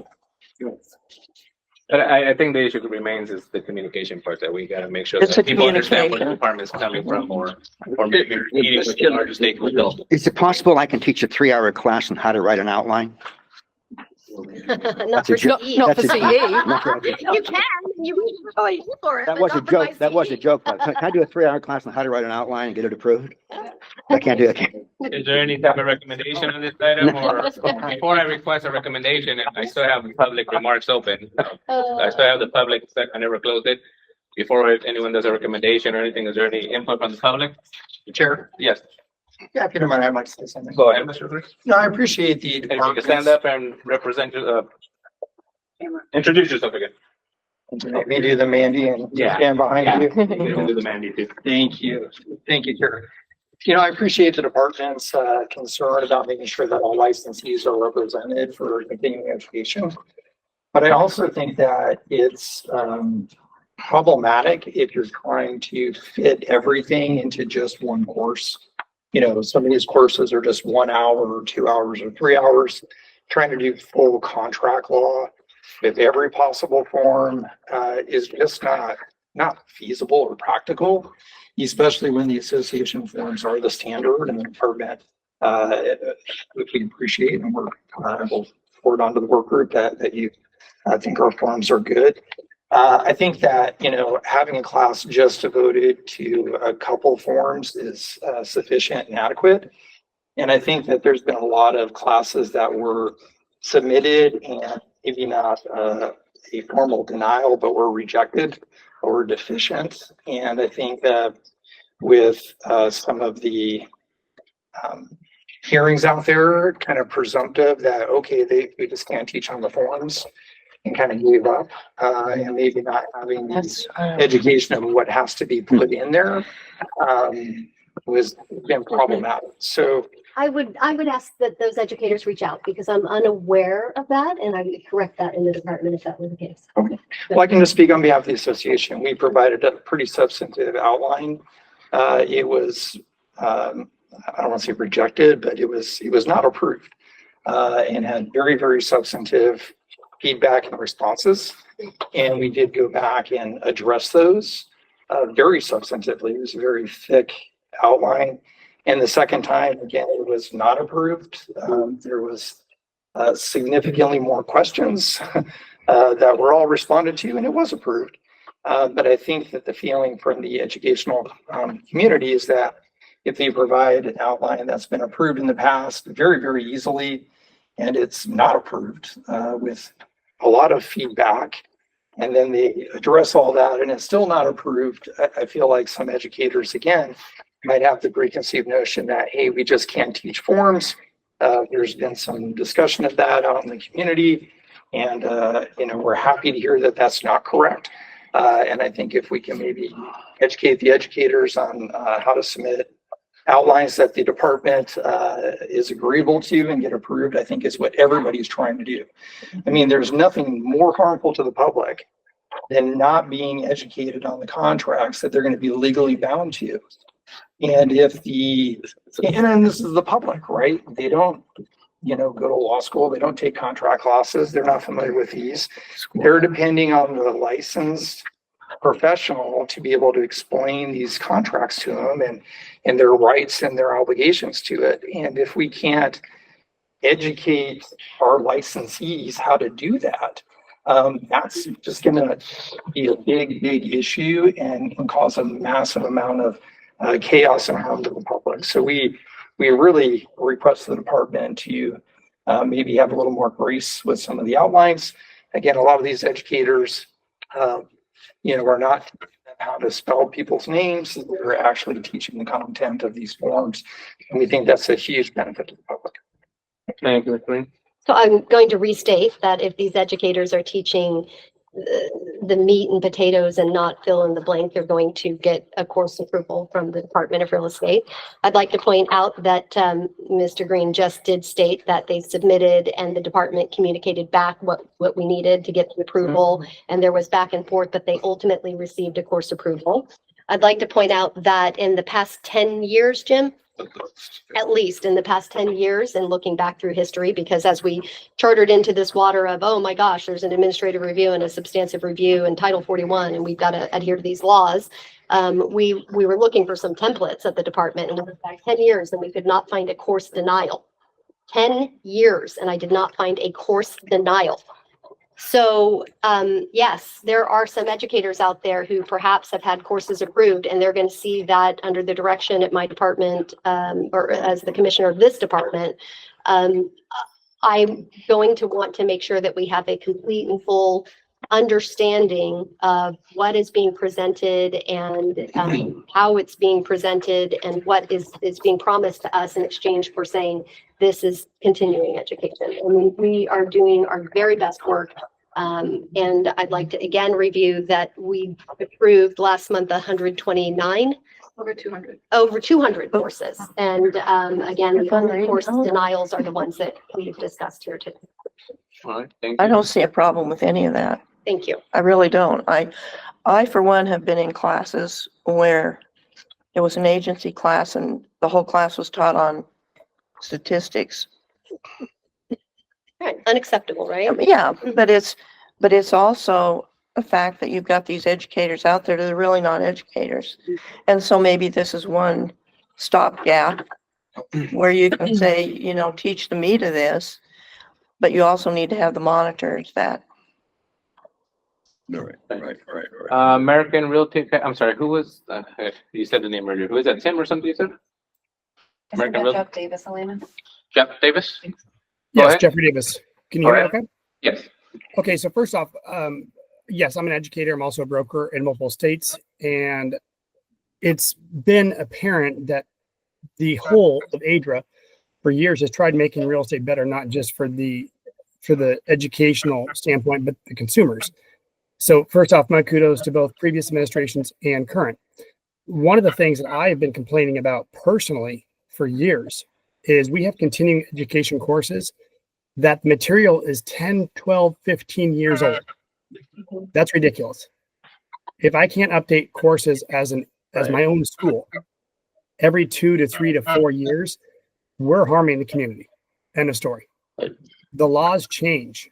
The rules change. The consumer's sentiments change.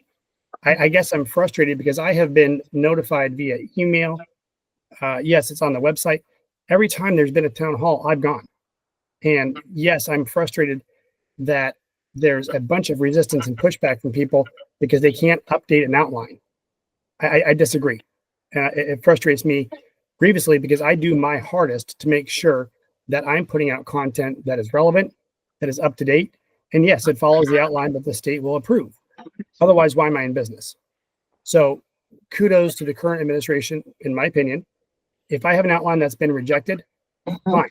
Tell me why. We'll fix it. The goal, obviously, is to make better education, better agents.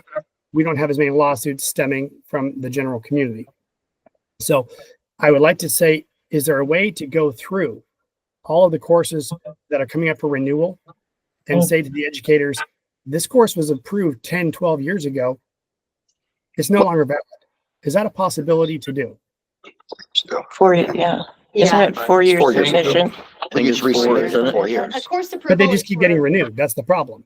Yeah, The yeah, relevant- they go through the same substantive review that you're hearing about in this process now. So I think That'll you'll wash start to out. see that the turnover of That'll wash courses out. that have outdated material are, they will have to update their outlines in order to be able to renew their courses. There's no automatic renewal. There is still an administrative completeness and substantive review period. So we're putting everybody across the same standards. And the reason why I ask is I just recently renewed my own broker's license and I took courses. I'm not gonna say from who. This material was quite old. And it's one of those things where if I'm an educator and I'm taking my own CE courses, is there a process that we can say, hey, ADRE, can we have a somebody review this course as an auditor slash as an independent? I don't want to turn another school in. I don't think that's fair. But some of the material that I've taken my own self personally, again, a lot of out-of-state courses or course providers, it's just not relevant. It's old, it's outdated, and it's just not relevant. Is there a system in place that we can police ourselves? So what the department does, we do occasionally receive emails from licensees saying that they've attended a CE course that was not on topic, statistics instead of agency law, or that was, outdated information. In those cases, we send out a monitor. And so we have volunteer course monitors who can attend the courses, and we have staff monitors that can attend the courses. Typically, when we are concerned about the content no longer being valid, we send a department staff monitor because then we can take disciplinary action. If it's a volunteer course monitor, then we have to wait until the next time the course is taught again to send a department monitor. So anytime we learn of a CE course that is maybe not up to par, we absolutely flag it. And the next time that is offered, the department will send a monitor. Can I just add one thing that I don't think most people understand, and that is that the things that are taught in schools and are necessary for licensing are in statute. They're all listed in statute. And so if you're going to make a lot of changes, then you've got to go back to the legislature because there's only so much you can do with the things that are in statute. All of the I don't think statutes are most people also- know that. Yeah, the education statutes are also in your handout. 15 years. Huh? We've been blocked by going back to the legislature. I think- 15 years. Yeah. I think the conclusion is, the education side and the communication or the breakdown of what the department is trying to do and so forth. And Luis could vouch for this, other state departments have outreach programs. I'll use ADRE as an example. They send out their directors out through the port of entry and teach truckers how to cross the port of entry without getting held back because of a broken nut on their tire or something. But again, what I'm saying is the motion or the recommendation to the advisory, to the commission is to see what we can do to improve that communication channel and let the bad thing go away, negativity of not thinking that they want to work with forms and so forth, and let them understand the process and what you're looking for in the Yeah, body. I think it's the communication. And you I see guys no might be issue doing it with- individually to with people what as the they apply, department's doing. but really I don't know, don't. maybe do some more outreach and so forth. That Well, would be- and I think what we'll also do is see what our IT system can do, because we're always held by that. But you know, try to find an opt-in, because I think we could send several emails to all licensees saying who wants to be noticed by Exactly. email when we have these meetings. I want as many people to come and get the information as possible. This is not something, if I wanted fewer people, I would have kept an education advisable committee instead of opening it up to be a complete town hall. So I like the discussion that we had very much about an opt-in email list, and I think we'll investigate that and see. Get some more information to the schools and the form process and so forth. Is there a recommendation motion or anything if anyone wants to bring No, up? I think they've got it. You got it? I think, yeah, I think that.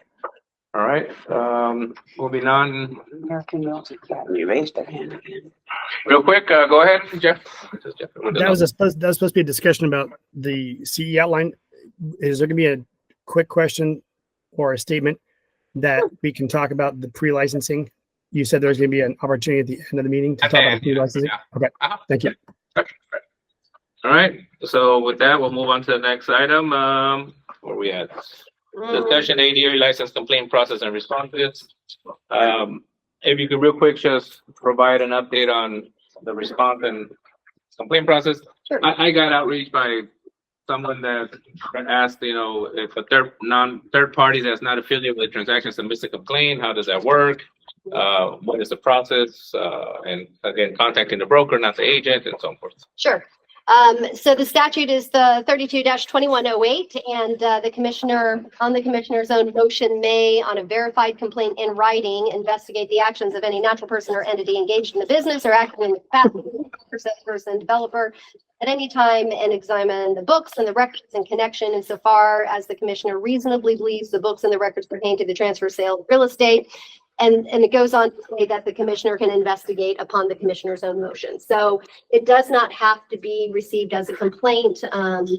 You know, one of the, neat things about being commissioner is when you're out amongst licensees, people like to come and whisper horrible, heinous things that other licensees are potentially doing into your ear. It's sort of like, so obviously you make a note of it. And even though it's not a formal complaint, you have a duty to protect the public. And if these horrible, heinous things are actually true, then you've got to do something about it. So it's not always a formal written complaint. With regard to, do we go to the directly to the designated broker, or do we ask the licensee? Well, it depends if the complaint was against the designated broker or the licensee.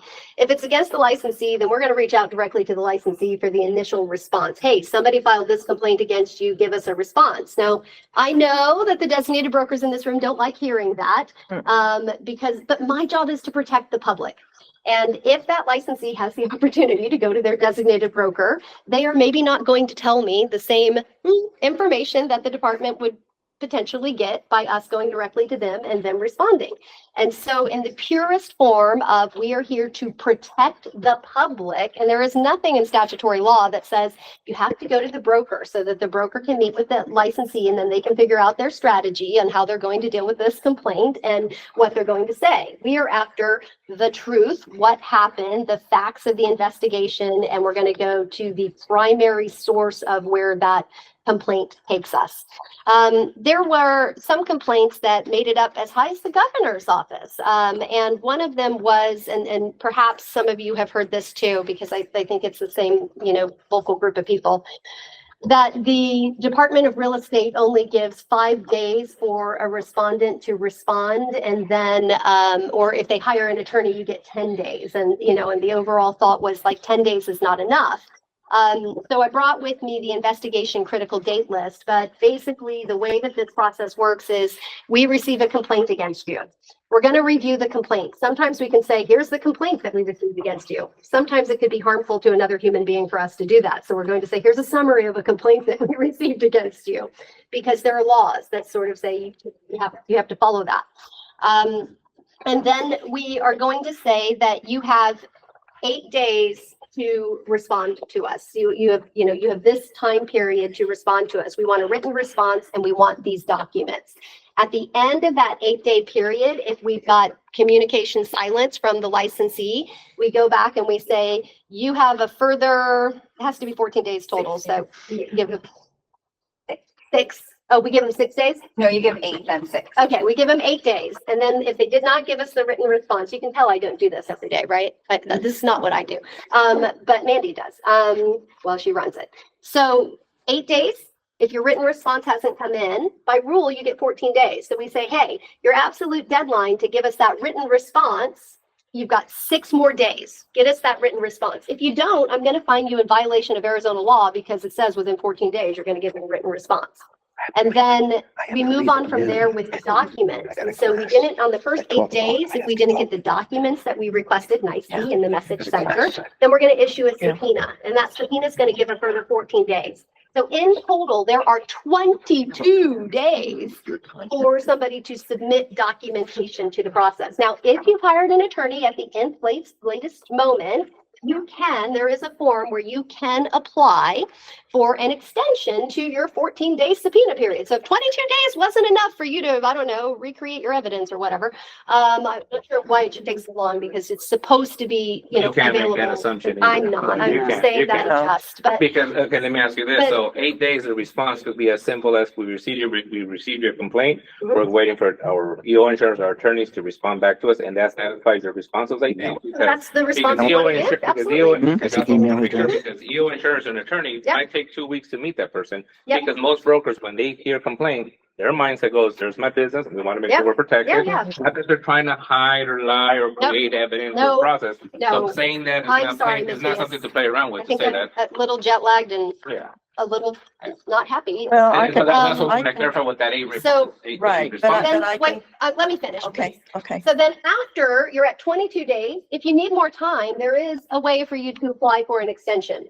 Now, one of the things that I had when I came into the Department of Real Estate were people in audits and investigations, and it just seemed like nothing was ever getting closed. And as we dove into this, we had to make some staff changes. But what we found were that our members of our A&I team were just giving these automatic 30-day extensions to everything because that way they didn't have to do any work. And so we went through the formal performance management process and did what we have to do. But we created a thing to say, if you're asking for an extension, if 22 days isn't enough, you fill out this form and it takes an assistant commissioner, a deputy commissioner, or myself to approve that extension because we want to see that it's really a valid reason and not just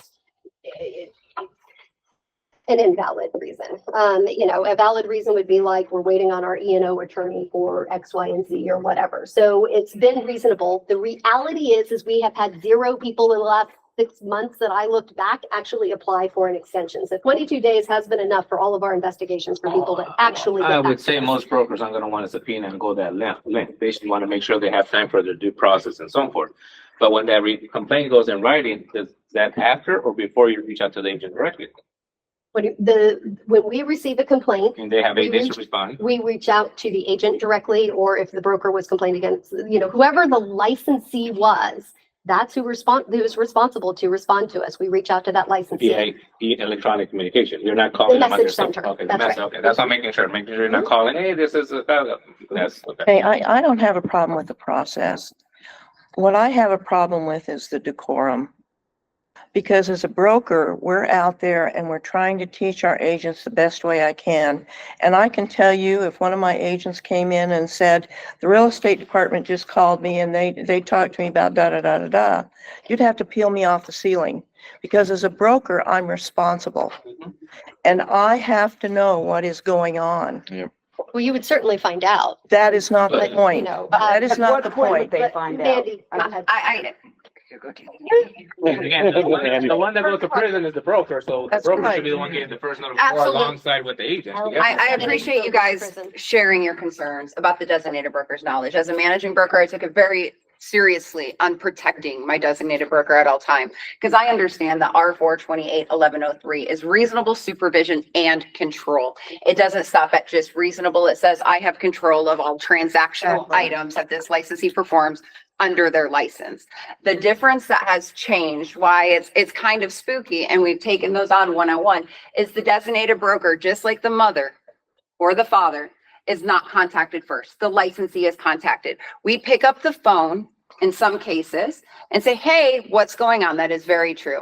and we announce ourselves as the Department of Real Estate, that licensee may have direction from their broker that says, thank you for calling, but I'm going to have to call you back after speaking to my designated broker. We will take that and we will respect it. The designated broker is notified that there is an investigation and a complaint as soon after the licensee. What you need to know is our system does not allow us to email multiple people at the same time.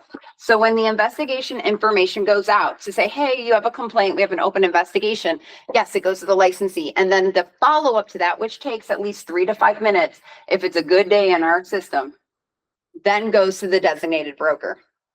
In many cases, if it's active harm being performed, the audits and investigation team will pick up the phone and immediately notify the broker. Because who needs to stop the harm? Who needs to step in and have a conversation? Who needs to be brought aware? Because the licensee is going this way, the complaint's here, and the broker needs to be brought into the conversation immediately. And immediately, Only which people, is before the license. no, Carla, Yes. I'm sorry, but that is not the way. Yeah. So the licensee is notified, the broker's notified in writing by us. So we can prove that we notified them. Then we pick up the phone and we call the designated broker or managing broker if the designated broker chooses to send us that direction, because some do. And we let them know the situation, and we let them know that they have the message in the message center, so they have the information as needed. If it's harm that, a lot of the NAR settlement issues have come to us, and it hasn't been a true complaint. It's been I don't understand. It said the law said this had happened, but it wasn't something to open as an investigation because it's not a written formal complaint. It's more of an inquiry. The designated broker in all cases, instead of the licensee, has been, hey, I think you might have an educational training opportunity here. You might want to call your broker. This is what just came into the department. And every time I've done that, personally done that, the broker said, thank you so much for the opportunity to fix the situation. Even when the situations are hairy, I've had the designated broker on the phone say, thank you so much. And just let you know, your licensee has been notified through the message center. Most licensees don't even check the message center on a regular basis. Unfortunately, they really have to get into this action as part of their license. And so the broker knows immediately anyways, usually before the licensee. But yeah, sometimes we reach out to them.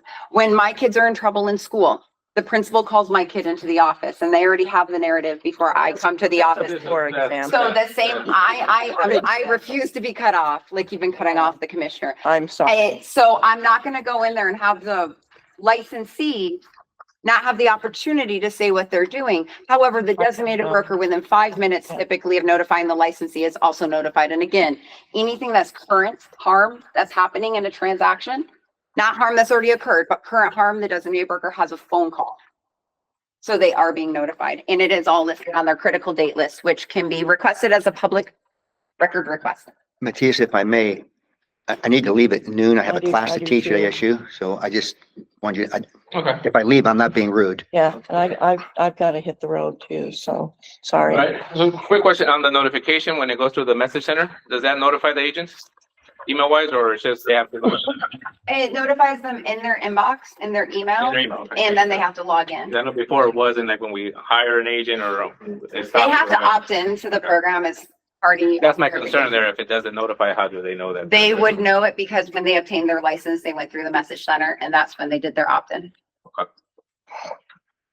All right. Any other questions in regards to this issue and the time frame? So the response time, 8 days, they could just respond with, we receive your notice. We're gonna reach out to our insurance, and that stops you didn't notify or do action or anything. There's no specific criteria. Who has their hand? Jesse Womack. Jesse? I don't see no. Where's Jesse? Hello. Hi. Can you hear me? Yes. I just wanted to add some comments. I am an attorney and I do represent licensees in department investigations. I just would like to add my comment that the 8 days that is being discussed regarding time for response, I would like there to be a review of that, only because a typical attorney, for a licensee to reach an attorney, they go through a process. Usually they ask for a recommendation of a reputable attorney. Then once they are able to get that name, they have to usually make an appointment to speak to that attorney. by then we're already likely into a week and you have 8 days to respond. By the time they have a consultation with an attorney, the attorney is going to try to, of course, get all the information. They want to speak with the broker. They want to speak with the licensee.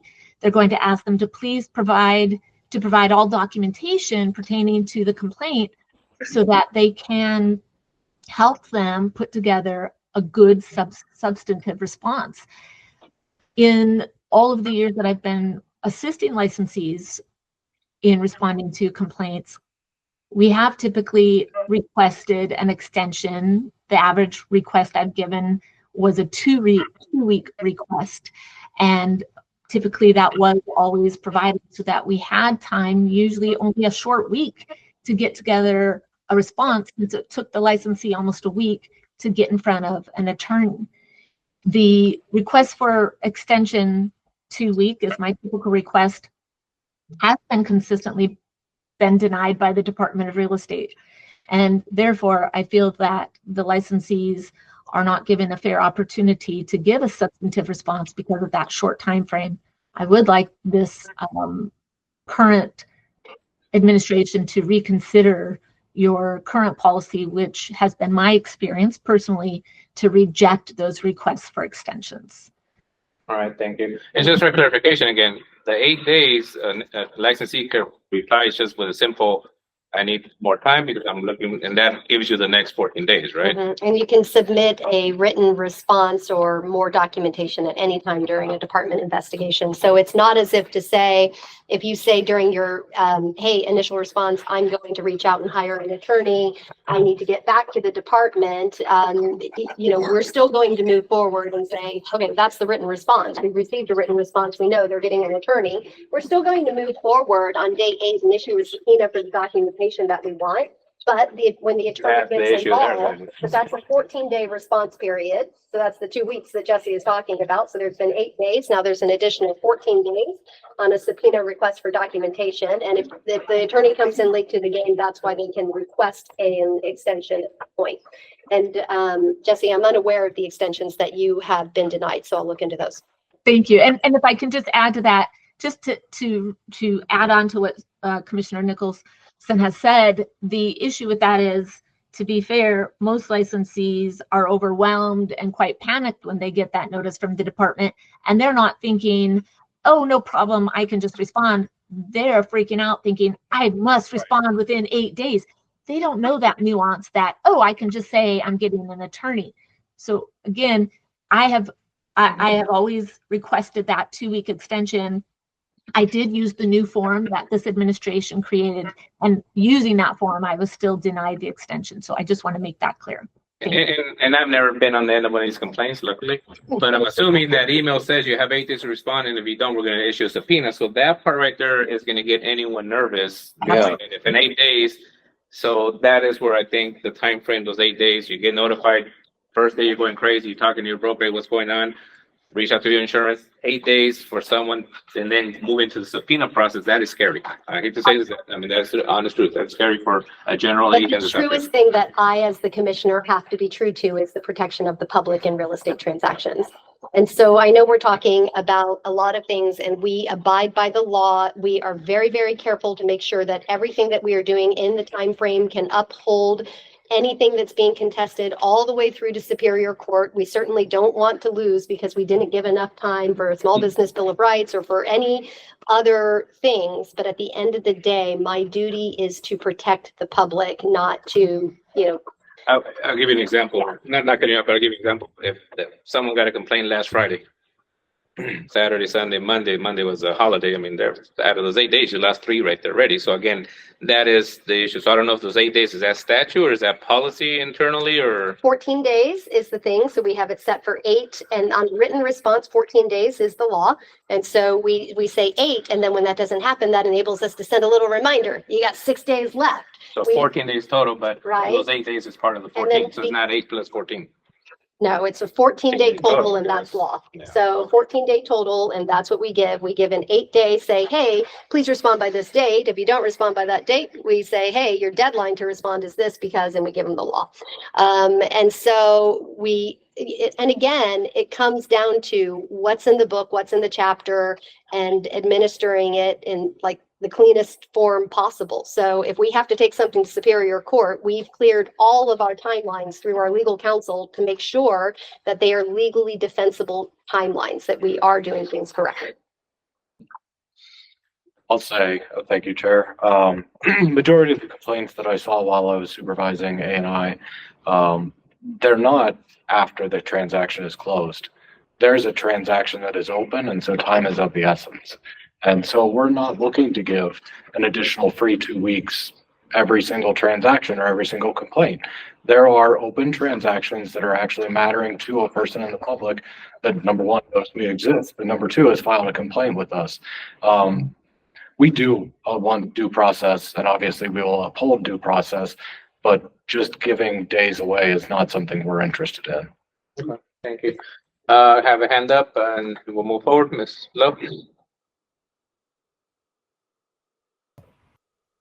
Hi there. I just, and it's not on that particular topic, but I think that we need to, all of us, be aware that we're all in the business to protect the public. Whether we're ADRE, whether we're a commercial specialist, whether we're a residential specialist, whether we're an association, we're all here to protect the public. We're all here to be partners in working for the good of the public. And even demonstrated here today, it feels like there's two camps going on, maybe more camps going on. And there's not a working synergy that makes good, solid decisions that are talked about, that are accepted feedback on, all of those things. So yeah, so that'll be something. Thank you. I have the floor right now. I also wanted to. Regarding this item? About the particular item that we're on about advising the broker prior to starting the countdown of the days. Yes, in particular to that, there has been no sit down, let's talk about what our timeframes need to be. There's one camp that's the brokers taking care of their business on a day-to-day basis. There's another camp that is ADRE and their processes of adhering to the timeframes and sending it out. We need to come together and look at it from the statutes, the rules, the substantive policy statements, which there have been none, and then communication, which is our final topic. And I had to comment on that. When it comes to call to the public, I will have one other comment. Thank you, Ms. Love. Sure. Right. Anything else on this item? Sure. Yes, sir. Yes. I just wanted to kind of echo Jesse's. We've had one other attorney contact us and said that they have applied for extensions and that they were not responded to. So they were forced to comply within the time periods because no extension was either granted or denied. Okay, thank you. Commissioner, I'll have staff look into that. Yeah, it would help to know who though. So if that attorney is comfortable letting me know who, then that would certainly. Absolutely. All right, thank you. All right, moving forward, anything else on this? We're all good? All right. Next item is accessible and possible recommendation on the bulletin update that's no longer being. Sorry, if I can just give a quick notice. It looks like we have 6 members, right? Who are still There's participating. one online. One online. One online. Okay, if we lose less than 6, then we wouldn't have a quorum, so we couldn't take any legal action, but just wanted. Okay. Thank you. Thank you. Thank you for that. It was just about forwarding the forms of communication that the topics that we're talking about, I know the department's doing social media, but a lot of percentage of agents unfortunately don't use social media. I myself don't know how to use X, or I use Facebook. I don't know how to use Instagram, but if that is an option of the department, maybe to bring back the quarterly bulletin that a lot of people seem to like, or why it was taken away, maybe you could give some insight on that and show your point of view, and then see what other forms of communication, like you said, opt-in that we talked about earlier, moving forward to try to keep that communication open between licensees and the department. Jim, I'm going to defer to you. Yeah, so what I'll tell you is the last bulletin was opened by 4,280 people. That's Not good. bad. That's not bad. Our social media hit 60,000 last quarter. Yeah, that's better. Our website, that's 109,000 last quarter. We're already getting, so we are moving the way that we communicate, and we've not been quiet about that. Commissioner, I know, has been widely criticized by the industry for getting rid of the bulletin, but we're communicating in different ways, and we've not been quiet about that. We've, in every single outreach event, said, follow us on social, just like all of you do in your businesses. You all promote your social. That's where you're communicating. That's where we communicate as well. We've also started a podcast. That podcast, Liz can rattle off what all the channels are. I don't listen to podcasts, but we know certain audience members do. And majority of our licensees, the dashboards are their desks. They're going to spend a lot of time in their car. They're not going to spend a lot of time behind their desktop without knowing that a transaction is underway. So we are communicating in different ways. We have found much more effective ways. It's just a lot of people in this arena that have been complaining about lack of communication have not been using those same channels. I can tell you, Elena has emailed out to the educators after every education town hall, the last two or three, a summary of the discussions that took place in the town hall. We post all of the education town halls, recording verbatim from start to the end of the meeting on YouTube. You don't have to like YouTube, but if you do want the information, that is one place where you can find it. We've not been silent. We've not been operating in some vacuum or some hole. We've been trying to get the information out to you. So yeah, 4,200 people. That's not a bad number, but it's certainly not a great number. And Jim, would you address staff time involved in the creation of the prior bulletin? Yeah, so the bulletin was, as you guys know, it was growing up to about 20 pages long. Some of the content was, a lot of the content is content that we are otherwise putting out in other venues. We are just bringing it together in one source document. It would take me no less than, I would say, 2.5, 3 days to put all of the information together. And that's not Monday through Friday, obviously. That's sometime on the weekend, usually late night Sunday, trying to get that together. I would say we had maybe 1 or 2 substantive articles from the department in every single bulletin. We put those in the website on news, under what's called the bulletin. So in the bottom left-hand corner, if you were to click on news, you would see the substantive articles that you would otherwise see in the document that we would be spending hours doing clips, copy, paste. The information already exists. And the way that we communicate it now also gets it to the licensees as it is happening. So before, you had to wait for a quarterly update that was coming to be emailed out to you.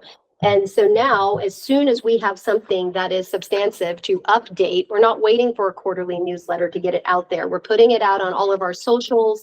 We're putting it onto our website, and the numbers certainly speak for themselves. The 63,000 engagements that we had over the last quarter via the social media and the over 100,000 drives to our website shows that we are reaching more people in the public and more licensees than ever before at the Department of Real Estate, while we are also maximizing efficiency of staff time, because as these events are happening, the simple article can be developed. It might not always be Jim. If it's A&I, it could be Mandy. If it's, E&C, it could be Liz Recchia. And so now it's not all one person who's having to spend 2 or 3 working days. So for me, the decision came down to effectiveness. What's the most effective way for me to communicate with licensees and the public? And then timeliness. What's the fastest way that I can communicate with licensees and the public? And the numbers sort of speak to themselves, and also staff time, because as you know, Governor Hobbs has put a headcount cap on all departments. And so we are unable to expand beyond our headcount cap, and we are well below, what does the legislature say? We should have like 37 full-time employees. We're well below. So I think it goes back to letting the licensees know where the information is available on the website. That impression with Facebook, I do Facebook, and those 60,000 impressions, it could be just because they scroll through there. I don't really trust those numbers, but I mean, kudos that it's being done, because you're not attacking, you're communicating to everybody. It's just a matter of getting everybody to come to the website and knowing that that information that was on the bulletin is available on the website. How do we do that outreach again is the biggest issue we have. Can I add something? Real quick, sorry, Ellie. Okay. I can give a great example of the timeliness of the information. We just successfully went through the Governor's Regulatory Review Council on our 5-year rule review. That article we had posted the next day on our website. And so I was thinking about it coming into this meeting. If that passed when it did, it would be waiting until January till you guys hear about it. Yeah. That's not timely. That's not helpful. But we got that out on the website the very next day, out on social, same day. And social media is not less time consuming. It actually takes time to put stuff on social media. So it does take time. You're pretty much doing the same time. It's just the venue that's being done. Well, it's spread out. Yeah, spread So out. it's not just one person it's- having to dedicate yeah, to the public. correct. Yeah. I get that. So my interjection on this is that on Facebook, X, wherever else you're putting it, the public can see this. You're protecting the public. We all like what we like. We all get in nice little habits, and this works for us. Change is hard, but we are reaching the audience that is the people supposed to be hearing about this. And so, yeah, 4,000 of us open our emails, 4,000 of us read our emails. I've had issues where my email has bounced back from the department and I have to use a special email for the department because I'm still on AOL. I mean, just bear with me. I'm not ashamed. I'm not ashamed. That out loud. That's the point. The point is emails bounce back. And for some reason, the department can't communicate with me on AOL. Everyone else can.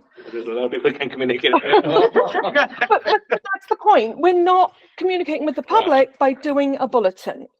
Okay. And so I don't see that it's of value for my One point. more thing.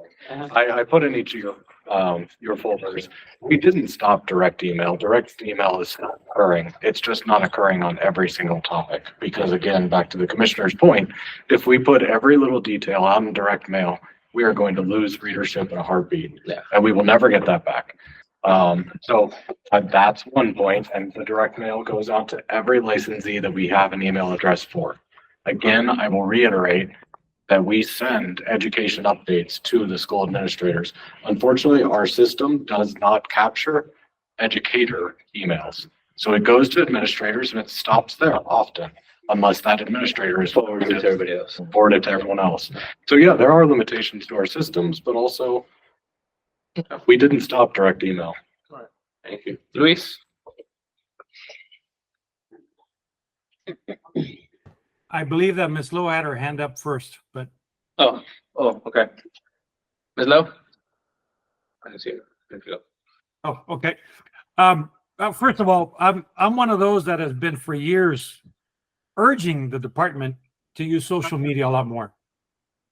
So congratulations. I think the response is indicative of, that effort.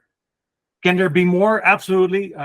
For instance, on the department website, there is no, and typically on websites at the bottom, it will say, follow us on LinkedIn, Twitter, X, whatever the case might be.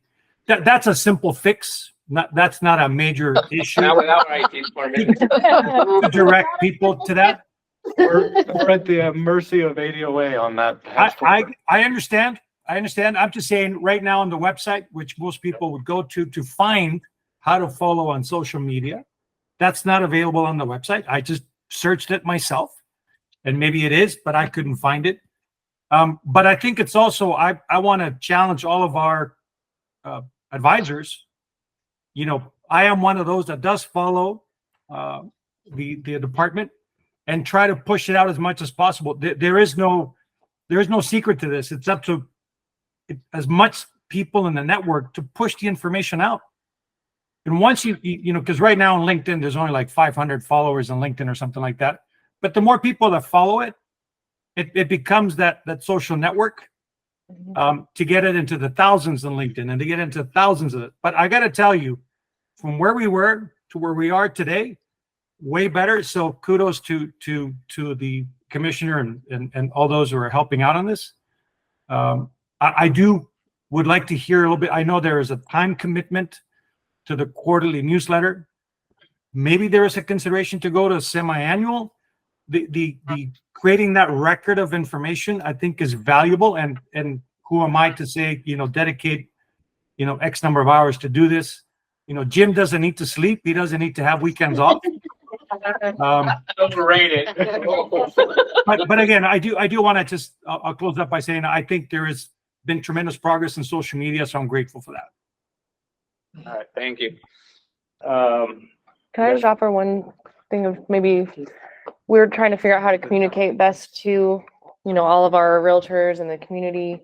I mean, one simple fix would be to communicate some of these initiatives to each of our associations and have them help us to communicate some of this. Like NARREP, AR, all yeah, those. even like we serve, like they have their ways of communicating too to the membership, that if we can get some of this out to them, I think that would be a good starting point. Taking notes. She's taking notes. I'm a witness. She's taking notes over here. Not ordering food. Yeah, not ordering food, taking notes. All right. Okay. Moving on. Judy, do you have your hand up or did you put it down? I'm sorry. I just wanted to appeal through the advisory board to the staff and to the commissioner. All of the time that is put into the enforcement of our statutes, our rules, our substantive policy statements, it is appreciated. If we can address some of the shortcomings that we've talked about here today, it would be great. The other thing that I have to address through the advisory board for my own personal discussion is I would like to appeal to Commissioner Nicholson to please stop referring to the prior activities, the prior performance, which in some of those comments are not accurate at all.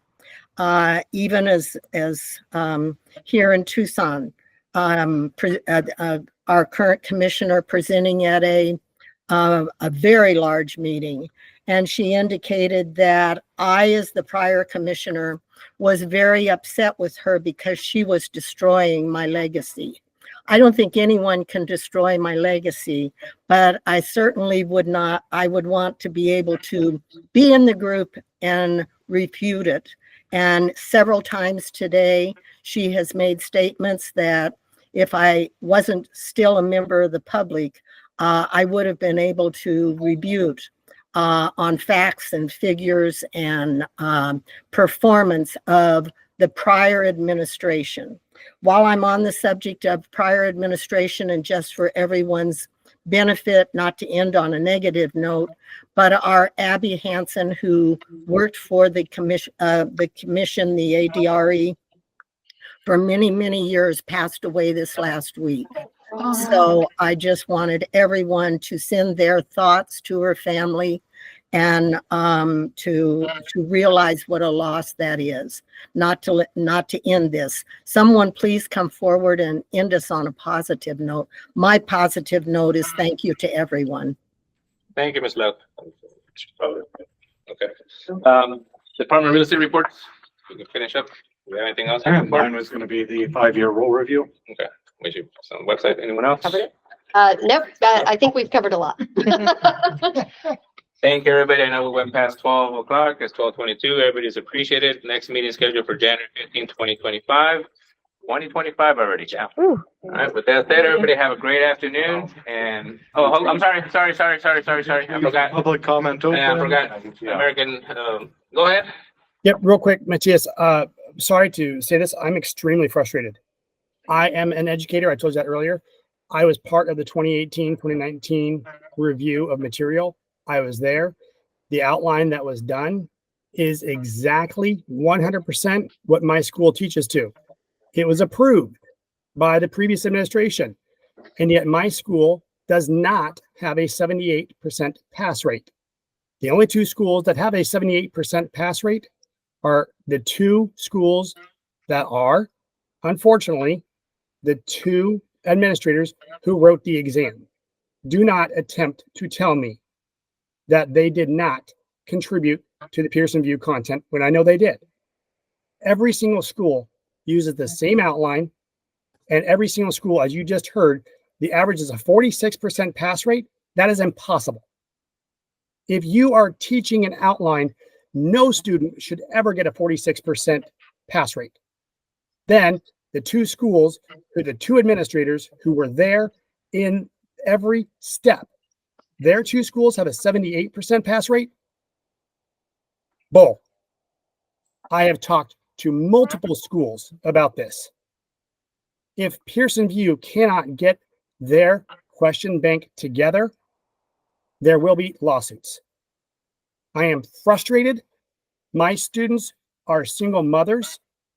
They are trying to make better for themselves and their families, and they go out and fail after passing my school exam, where I taught exactly verbatim to the outline that was approved. When I brought this to the previous administration, I said, how are my students failing if every single content and concept is outlined? And by the way, here's a 44-page outline that you approved. I was told I need to improve my material. Forgive me, I am pissed off and I am sick of it. I am frustrated that you would attack people like my students because they have a 46% pass rate. And now I found out that Pearson VUE is not testing according to the outline. I am livid. That's all I'm going to say to that. I apologize. No worries. Thank you. All right. Anyone else from the public before we adjourn? All right. Hearing none, adjourn. Thank you, everybody.